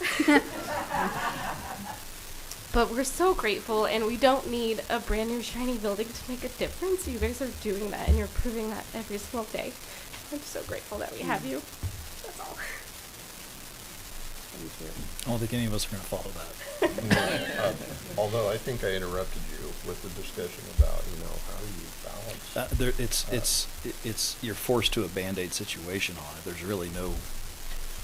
I don't see how there's a here's the fix Yeah. in regards Sides to for yourself. employment, pay, opportunities, people that are available to work. It's kind of a societal issue that there's really no solution for other than assess, adjust as time moves on. Manage. I would That's tell probably you the that best has probably been the biggest, I can't speak enough to the task force willingness and the county and the city to allow us to get data, think, okay, we're headed down this plan, and then adjust the plan we came in it with a pretty clear vision, but to be able to adjust that in the process, there's not a lot of places that would have allowed the grace to do that. And our task force's willingness to adapt to the challenges as we face them, to get the data in. We could literally stand here for hours and give you so much information that it's hard to sometimes break down. But we now know, like, the cost per child if we build new. We know the cost per child if we just expand at a current facility. So that if a business comes to us, we're engaging with business owners right now in the HR departments on how businesses can be a part of this. We just haven't had a mechanism up until this point for businesses to partner in. So by like having a one-stop location where, say, DCI wants to expand by 25%, they're not trying to call a bunch of childcare providers to find slots. We want to expand our workforce. What can we do to help be a part of that solution and expand those slots in our community? I bring up DCI. They're a great partner in the sense of they're looking to hire younger families, and they seem to be the ones I talk to the most about looking for slots. And so Hutch Regional has been a great partner in that. So, workforce is a problem, I think, for everybody, and us being able to work with the workforce and economic development in this town has, I think, been a huge benefit to have an entity in which to do that with. So. Well, I'm very satisfied with how you're being responsible in regards to how the ARPA dollars are being used to help propel programs and potential programs for this issue that, like I said, can't solve it. There's no solution. It's assess and do the best you can with what's there. I appreciate the team that you've assembled. Very smart folks that think outside the box. Anyway, well, thank you. Appreciate it. Thank you very much. Mary, next item. Item 8A, 8B, consider acceptance of proposal from All-Inclusive Rec for the purchase of new playground equipment for Rice Park in the amount of $139,194.20. Good morning. I'm Justin Combs, Director of Parks and Facility. This is for the replacement of the playground equipment at Rice Park. One thing we did this time when we were selecting this playground equipment was we engaged some students at Wiley Elementary School. There was a team from the city, Dave Sotelo, Jessica Woodyard, Nicole Martinez, and Councilmember Gosh joined us as well. And so that engagement, we went there twice. On our first trip to Wiley, I spent several minutes talking to them about playground equipment, about things like spinning and sliding and rocking, and why it's important from a physiological standpoint, why it's important from a social standpoint. So really just educating them that playgrounds are more than just something fun to go play on. And then we took them on a tour. So we went and played on playgrounds. We went to Rice Park. We had them play for 15 minutes, and then we asked them a series of questions, had them write down their responses. And then we went to Cary Park, to one of our newer playgrounds in Cary Park, and did the same thing. Let them play on the playground, and then we talked to them afterwards. What'd you like? What you don't like? Those types of things. Then we came back to the school, and then had them draw pictures of their ideal playground, and kind of make some comments. We took that feedback then, and we engaged 3 vendors, and took that feedback and say these are the things the kids are looking for, and then we developed 3 concepts from that. So then we came back. So after we got all those concepts back from the vendors, we came back to the kids with those 3 concepts. We reviewed benefits of play and playground equipment, and then we discussed the 3 options and actually had them vote. There were 2 playgrounds that rose to the top. One of them they did not like. The other 2 were, the voting was literally identical. And so, unfortunately, one of the proposals that came to the top, they made a mistake on the cost estimating. And so that's why I had to pull it off the agenda last week. It was about a $30,000 mistake, so that was going to push us way over budget. So that's why we kind of had to shift gears. However, the vendor that I am recommending today, was, like I said, was tied for first place. So, and that is through all-inclusive rec. So this is the primary structure, the main structure. The structure is for 5 to 12-year-olds. One thing I do want to point out, this is a little bit of a unique color scheme for us. This was a color scheme they picked out. They loved purple. Purple was the one color they wanted. They wanted bright colors in purple, so we did plum and lime green. So the manufacturer of this is Little Tykes. We do not have any Little Tykes commercial equipment here. They have a lot of equipment in Wichita. We've got experience with them. Our maintenance staff has experience with them in other communities, so a great vendor. Same piece of equipment, just from the other side of it. And then these are some of the support pieces. The one in the top left is specifically designed for 2 to 5-year-olds, so younger kids. The piece on the top right, so we'll actually have pour-in-place surfacing around it, so won't be wood chips. And this is an all-inclusive spinner. So there's multiple seating options. There's high backs, so somebody who's in a wheelchair who needs that support will be able to sit on this spinner and spin. And then not having the wood chips, having that poured-in-place surface, it's much more easy to access that piece. And then we have a swing, and then the fun little Jeep, kind of a social element where they can play games on a Jeep. So it is my recommendation to proceed with all-inclusive rec. The price of $139,000 does include turnkey installation, does include the pour-in-place for the one element. And so yeah, with that, I'll answer any questions. Approximate lead time on when something like this would be installed? So it should be here.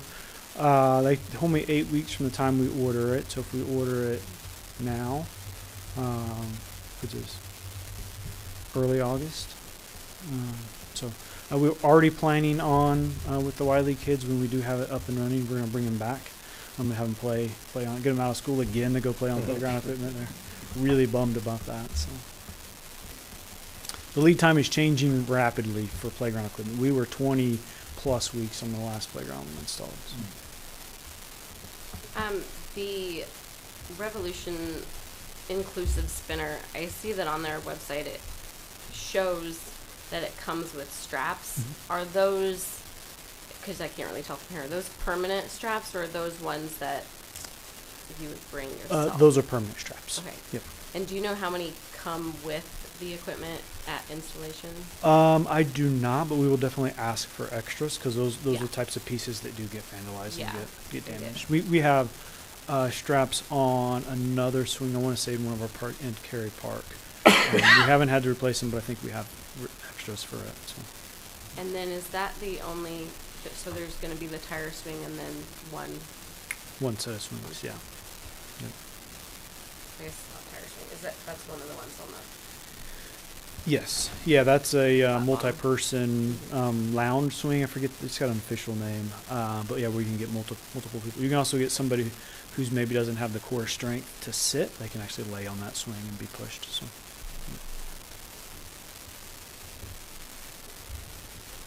And this is $11,000, 10 under budget. What happens to the other? So we'll use the remainder of the budget for other site amenities, so benches. We'll also have to pay for the wood chips, so that's not part of the contract. So we will use all 150. So. And this is a silly question, but I only know this because I've been through this with the Parks Board I was on previously. The if you could go back to the picture, it has back one more, please. So like the tree and I guess it's another tree and a flower. Are those customizable, or do they, did you get to pick those? Is that what we're going with? We did not pick these. These were provided in the concept. So I can ask the question to see if they have other options for those post toppers.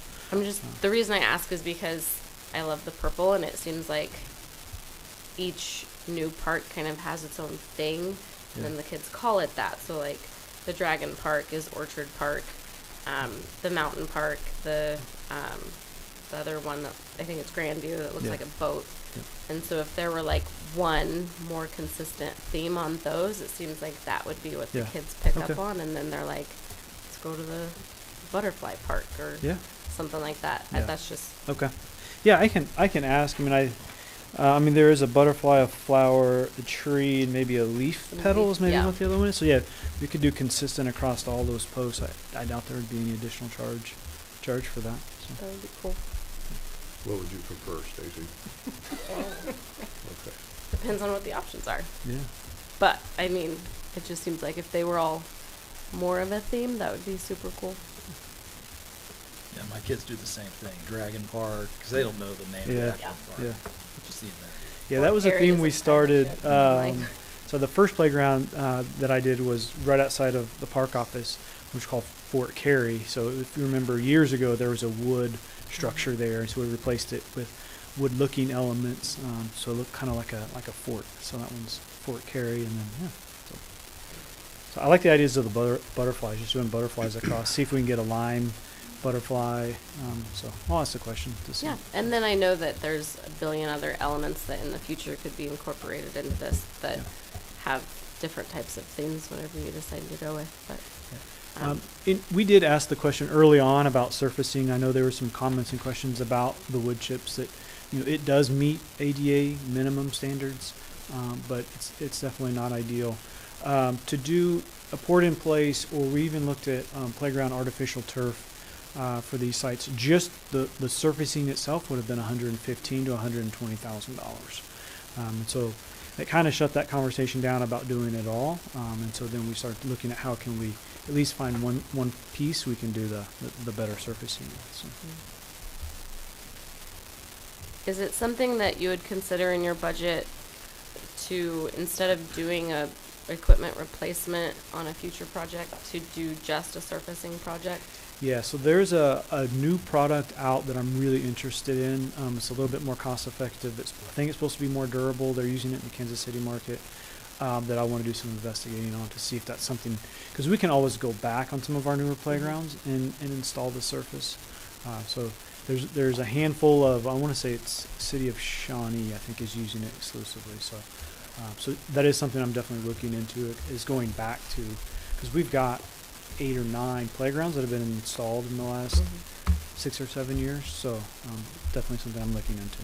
It seems like we're doing a lot in that, in the area by the bike park. Fort Cary is awesome, the bike park. I know that in the skate park is something that is on the radar.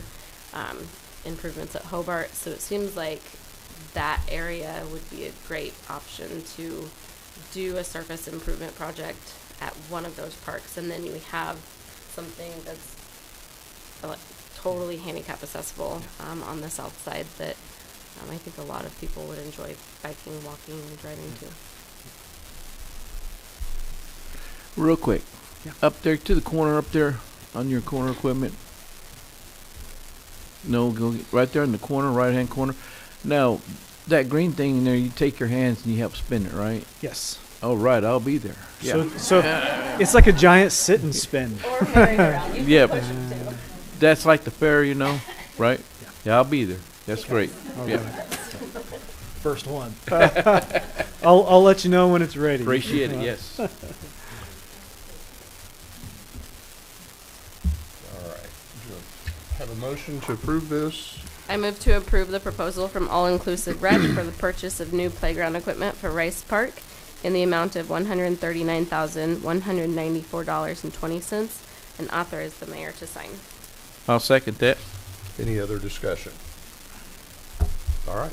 Richardson? Yes. Garza? Yes. Nagers? Yes. Goss? Yes. Passed. Yes. Next item. Item 9, report of city officials. Steve? Okay.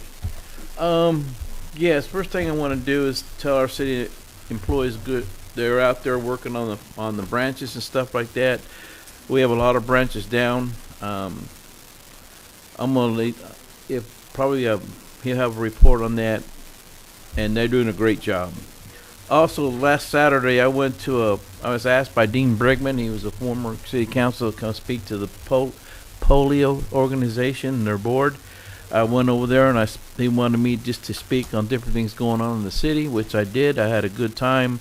I had a real good time with the board there, and I thanked them for asking me to speak.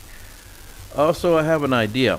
See how you guys like this idea. Since we've had a lot of food trucks in town, they're all over town, I like to see we have on a weekend, if we could have a full area where all the trucks get together, line up in a circle, and all the food trucks get there and have all the people come down there. And of course, I would say if we went in the park, they'd have to have their own power supply generators. I wouldn't say that we'd have to put electrical stuff in. Might get there if we get enough. City of Wichita does it. There's a lot of cities I see doing it, and we're getting a lot of food trucks in town. And I wouldn't want to say we do it on the weekdays. Just a weekends, I think would be great. We find a place, maybe it comes to mind is in Cary Park. We'll all get together and all the community come out there and enjoy the food trucks and get the different food. So I like to see us do that as a community.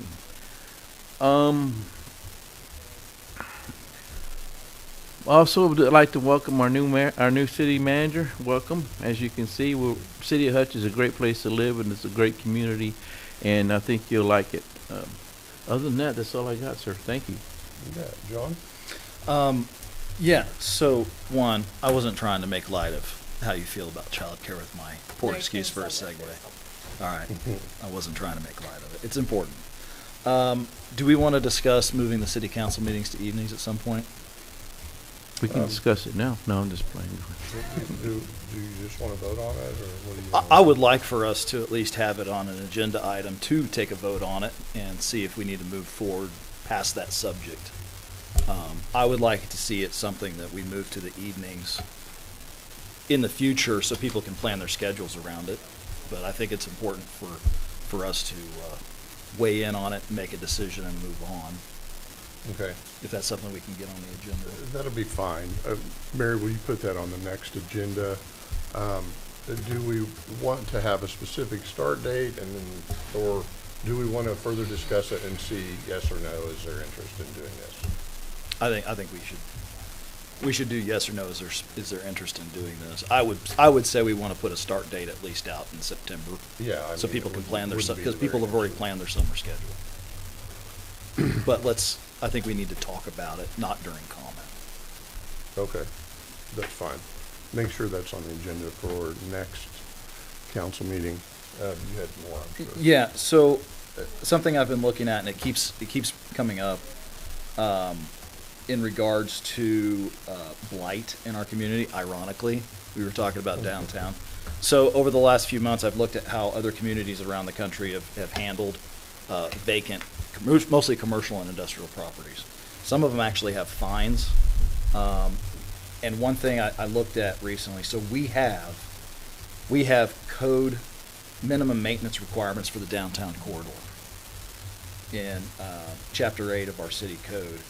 And there's items in Article 603 that I think would be easy to push over and say, hey, we're going to apply this to all non-residential properties in the city of Hutchinson, because we have so many commercial properties that have been left neglected, that are falling apart, that are owned by people that don't care or don't live here. And I think there needs to be sharper teeth to encourage them to do something with it or move on. And we've got to start with something, and I think we need to have a study session. We have a lot of new people on our team that are stepping into roles that need to be actively participating in the discussion of how we would implement something like this. It could be a fine program based on ERUs that we already have for the stormwater fees, based on the area of land or the square footage of the buildings. But I would base it off of 603 that we already have for 8-603 that we already have in place for downtown corridor. That being said, the other issue that we keep coming up with, and it's part of the COVID hangover, is we've had things that for 2 years that we've been neglecting for reasons in regards to code enforcement. Mm-hmm. And now that we are getting out of, I call it the hangover, we're moving forward from COVID, and how do we get back into a routine Some of it's staffing. You know, it's hard to manage that type of workload. But how do we handle code enforcement in a way that is, it doesn't seem like we're cherry picking. We're picking on a certain group or certain area of town or certain type of property. And I think we need to start with a priority on downtown, the commercial, industrial, and residential. And we need to educate, then warn, and then enforce on codes that people aren't even aware that we have in place. A lot of people aren't aware, or you know, we come up with this all the time, and you see it on the social media posts. Who's responsible for trimming the trees in my yard? Who's responsible for the curb in front of my street and maintaining it? Who's responsible for sidewalks? And these are common issues, and it's happening in Salina and McPherson and Pratt and Lyons. It's not just Hutchinson, where they're coming out of this. You know, everything changed during COVID, and how do we get back to the normal how it was before COVID? And how do we do it better? How do we make adjustments, because life isn't the same? So I would say we need to have a study session on stepping up what we enforce for maintenance for non-residential properties. And then we need to have some discussions in regards to a process for getting back into steady code enforcement for maintenance standards on our properties. So it's not just cherry picking, and it's not completely complaint driven.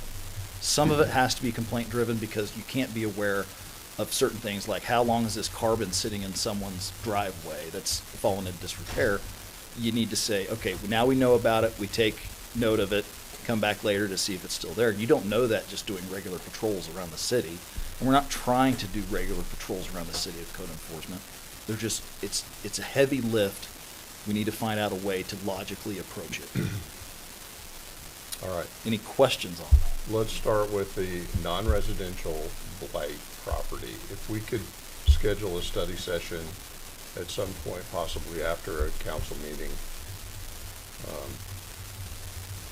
And I think the funds used from those types of enforcing the code on those types of properties, the funds used can go towards handling the issues that cause those type of property maintenance issues. I would suggest an evening meeting on that one, because I know that some of the downtown businesses are 1 and 2 person shops, and they aren't able to step away during business hours to come to a Let's study do a session. 6:30 or 7. If we did an evening session, I think we would get more input from some of the downtown folks. And going back to the code enforcement, I think we need to have a policy, especially it's a new world after COVID. We need to educate, then warn, and then enforce. I would agree. I would just hesitate us growing government with new code enforcement and doing more of that work. Although I drive around and I want better for our town. And if we were to educate people and people were aware or had a better understanding of what is their responsibility versus the city responsibility, or what is their responsibility and what the city has been doing as an added benefit that's not the city's responsibility, like cleaning out the gutters in front of people's houses. Yeah, right. I think you could make the argument that people that take care of these things, if they are aware of it, puts less burden on the entire community and the tax base required to handle it on behalf of the people that are negligent. There's a lot of people that are willing to do their part. So. And either way, you're going to get complaints. Yeah. Oh, no, so you might as well get complaints and do it the way that it's supposed to be done. Fair enough. That's my opinion. All right. Anything? I think that's enough for me today. Okay. Scott? So a lot of the things I want to talk about have already been addressed this morning. I did want to speak to, there was a great turnout at Salt City Fest. Unfortunately, I was not able to attend, but I saw a lot of great pictures and heard a lot of great comments about it. So it's kind of exciting to have things like that in our town continue to happen and people show up for it. So I thought that was a pretty cool deal. And then I want to come back and circle back around with 43rd and Halstead and the park up there to see kind of what progress we've made on that. I talked to Mary Grace for a second. I think we're going to speak to that a little bit. And then Lavella Kelly still wants to have a meeting. I've talked to her 2 or 3 times, and she still wants to have a meeting with the residents in that area to talk about these issues. And I'm not sure how we go about reaching out to those people and having a meeting, about contacting them. I don't know if we put that on a public post or if we have to send information to them. I'm not sure how we do that. I think the city could do that. I don't think we're going to mail out No, and I a get bunch that. of things, but I think the city could put up a post and, you know, I don't know. I know that Stacy, you're having a meeting. I mean, there's a lot of people that know about that because of that. Surely that would work. Well, and I think we're probably going to have a couple twofold meeting, one for the 43rd and Halstead, and then one for Panorama area, because they had talked to me last night about wanting to have a kind of a get-together meeting about that. So I'm very hopeful that city staff will talk about that Yeah. again tomorrow at their meeting. Agreed. And see how we can move forward. And then I wanted to welcome Enrico. Welcome to the city. And then I also wanted to welcome Mr. Van starting as well. And then the last thing I have is, so I've got a resident that has submitted to ClickFix twice about the ditch behind their house not being taken care of by the city. So they submitted it and nothing has happened. I don't know if it's a rain issue or some reason why we can't get that taken care of. Because I know if it was a resident, they would expect that to be done, or we would expect that to be done. And I'm just kind of curious where we're at on that. So, You know, I think last year, and sorry, this predates Enrico a little bit, but I was talking to Mary Grace. Don't we rent a instead of buying a really steep slope mower, because a lot of those ditches are very steep, right? That we actually lease or rent one from, I think, the city of Newton once or twice a year. Is that? I remember we talked about that. I think we bought one. Did we buy one? We actually did rent it. We would have to rent it twice a year, but this year we have purchased our own remote mower for that reason. So when you look at in costing over time, it was better for us to use it. They are in the process of going forward to try to use it because, again, there's a learning curve. So that is happening. I will say that staff has been a little bit challenged because of the storm, because we've been staffing all the 2 drop sites. So you'll see that we are behind in that type of mowing and that things, because we haven't even cleaned up our city and the parks because we've had staff manning 6 days a week, 8 to 5, those drop sites. So we are a little behind with that. And I'm not trying to put more workload Yeah. on staff. I'm just asking the Nope. question. It So is going to be something we'll be able to use. There is a schedule that they're working. I know that we talked with Parks and Street as far as how we're going to do it. They have a schedule. There's a diagram. They intend to do some of those we're talking about levies because I came in a little bit. There's a schedule that they're putting together for that reason. And it would be more consistent, it seems, once we get that schedule. Yes. Yes, and that machine was being used near the roundabout the other day. Yep. Okay. Yep. Thank you. I Mary don't Grace, know if that's you where said they- remote No, control? it's north of there. So. It is.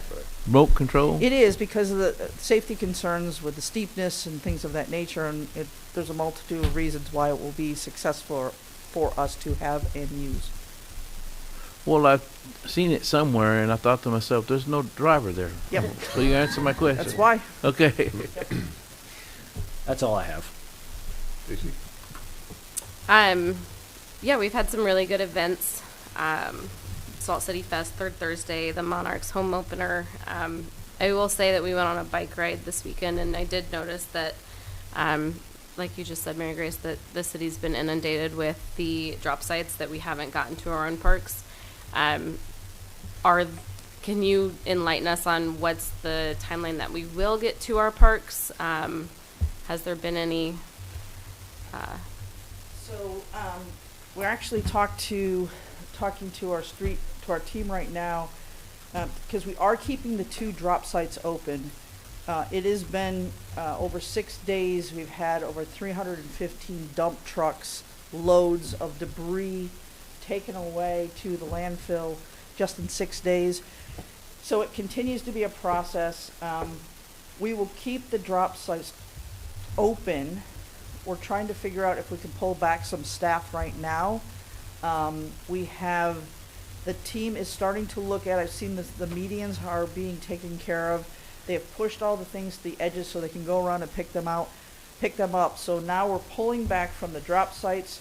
The teams were out today working on some of them, so I don't have a specific date, but I know we're focusing that energy now. Okay. And is there any date in mind that the drop sites will be closing? We know that we have on this Saturday, June 8th, we still have a cleanup day, and we're working with the United Way and the Volunteer Center.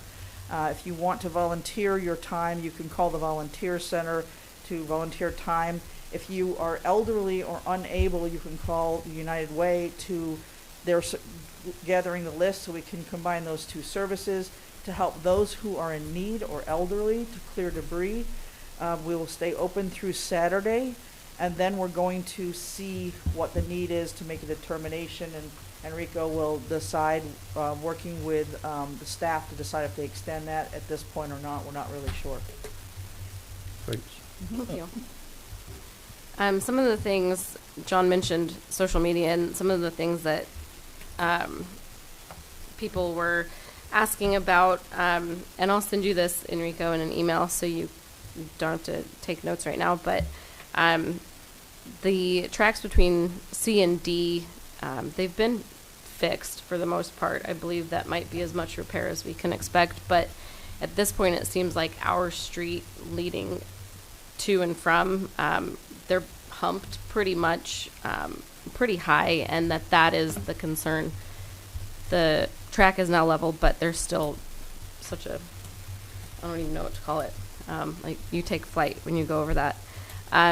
So wondering if that could be reevaluated, maybe after the Woody seat or in between the closures of that, to level it out and make it a lot more smooth.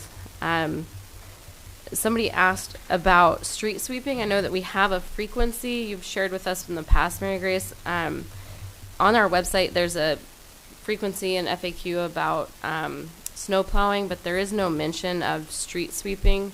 So I was wondering if that could be posted on the website so people at least understand how often some of the main arteries versus residential are done. Two things. You mentioned the railroad track at D. Mm-hmm. There is work. We've worked with UP because that is, again, we're not allowed to do anything or touch anything when it comes to railroad.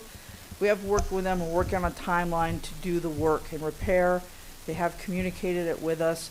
I believe right now it's scheduled to go after the 4th of July is when they're looking at doing that work. And on they that did track. fix one part at Yes. least. Was that just because Different- it was a quick fix, or different rail that was the line. other Yes, section? Yes, Okay. just different.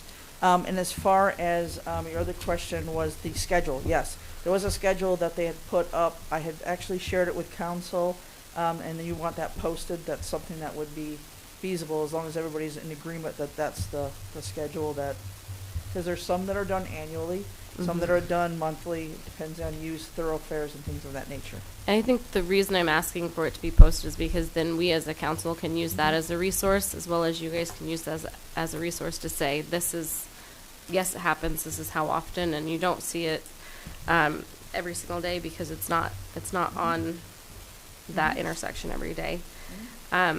Some of the other things, like I said, I'll email you, intersections needing restriped or painted, curbs needing painted along main thoroughfares. And on C-Click Fix, I noticed that Topeka and I think Lawrence use it as well. They have a lot more options of types of issues that you can submit. I was curious how ours were selected and if we could possibly expand ours, because there's a search function, but it doesn't do anything. And so it's kind of like if you go there to search for something, you can't submit the problem that you want to submit. And so then maybe people are submitting problems that don't fit with the particular complaint. And I know there's frustration with things being closed and not being communicated, and I think that sometimes people are just submitting the wrong thing. Maybe that would help, maybe not, but I think more options are activating the search bar might help as well. 43rd and Halsted, there was another accident Friday afternoon, and that was after we'd taken some of the efforts.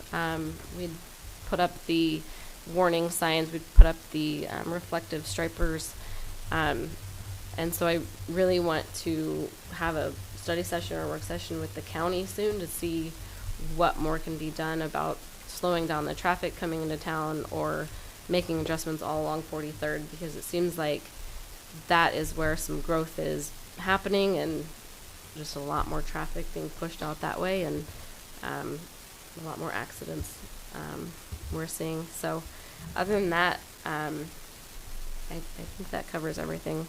Oh, no, sorry.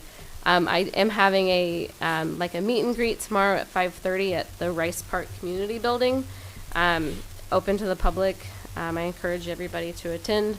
My goal is just to hear from people. I've put together a informal survey to help people tell me what their priorities are and what changes they'd like to see in the community. So I have that posted on Facebook, 5:30 at Rice Park. I'll be there until about 7, and I hope to see a lot of people there.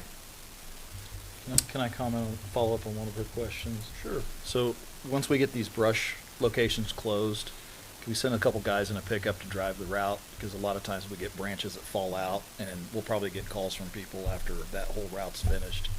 You guys drop stuff in my yard and didn't come by and pick it up. I can see that being an issue. And I just want to make a comment too that on the trees that there was a local church that I think somebody thought it was a dump site, and the church had cleaned up all their limbs, and then somebody came while they were gone and dumped 2 more loads at the church. So yeah, the dump sites are not at our local churches. We have those designated places. So. Wow. I don't have a lot, but I would say the hump on Avenue C, we're waiting until we have a mill and overlay project close to that so we can use the mill machine to go back 20 to 25 feet. And like many things, it takes way too long, but we're trying to be conscious of, not having to do just that project. We just incorporate it into something that's close. When's the next mill and overlay I don't know that. We could find out from the city. At least that was the intention a few months ago. So anyway, I don't have anything. You guys covered everything that I could have covered. Enrico, welcome. Thank you.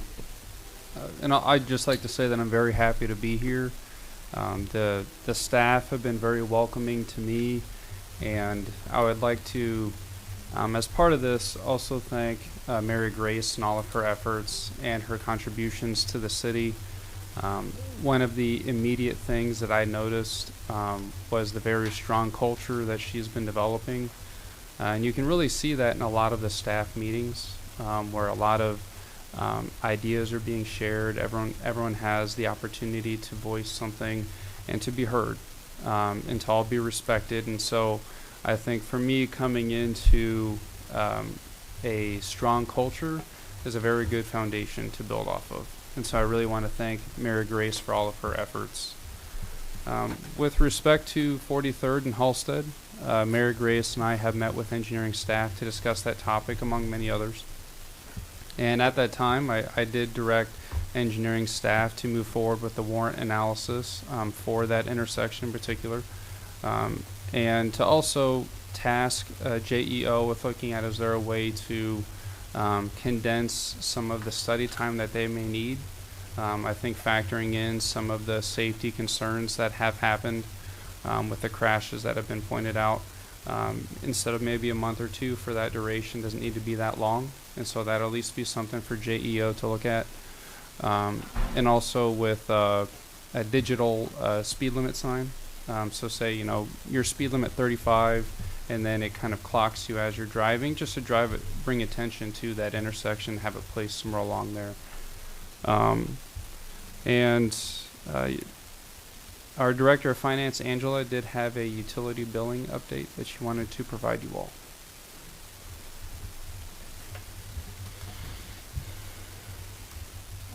Angela Richard, Director of Finance. We have some exciting news in the utility billing department. We are working to upgrade our waterbill.hutchgov.com website for a better user experience. The new website will have a cleaner layout and simplified menus. We are working through all of the testing and hope to release that within the next couple weeks. Customers can still pay with any method they did before, whether that was in person, over the phone, bank draft, or mail. But now the new website should allow new payment methods like Apple Pay, Google Pay, PayPal, Venmo, and soon we will have text to pay. Unfortunately, with these changes, users will have to create a brand new login, and they will have to set up their automatic credit cards again. Bank draft is not affected with these changes. The city realizes that this is inconvenient, and so we're going to work to provide users with instructions on how to do so, and we will work to help them set up their accounts. We will also work to waive late fees or try to avoid late fees for people who were on automatic credit card payments and have to set them up again. And we will work to do text messages and emails and phone calls to let people know if they're on automatic credit cards, they need to go into the new website and set them up again. Are there any questions? No, I think that's fantastic. It has a little bit of a little rough for first user engagement once you get used to it. It is. We have had complaints, so we welcome this change, and we'll work through the inconvenience it causes. Thank you, Angela. Thank you. Anything else? One other item, Councilmember Megers, the citizen complaint for the C-Click fix about the ditch mowing. Do you happen to know by chance is the issue that that they haven't received a response, or just that it hasn't been mowed? I'm just trying to diagnose it. It hasn't been mowed, obviously, since they submitted the second request. But I don't know if I'm not 100% sure on that. So I'm just trying to diagnose it. No, I'll find out and let you know, because I'm not 100% sure. It was actually just brought to my attention this morning. So okay, thank you. I believe that's all the updates that I have. Okay. Paul's smiling. Paul's smiling. Paul, do you have an update? You were smiling, and that always concerns me. We have an executive session. Two of us have hard stops. How long does it need to be, Tom? 30 minutes it is. Let's have a 5-minute recess and then begin our special executive session at 11:30 and end at noon. I'll make that motion. A second. Very good. Thank you. What he said. Call roll, please. Richardson? Yes. Excuse me. Garza? Yes. Megers? Yes. Goss? Yes. Bass? Yes.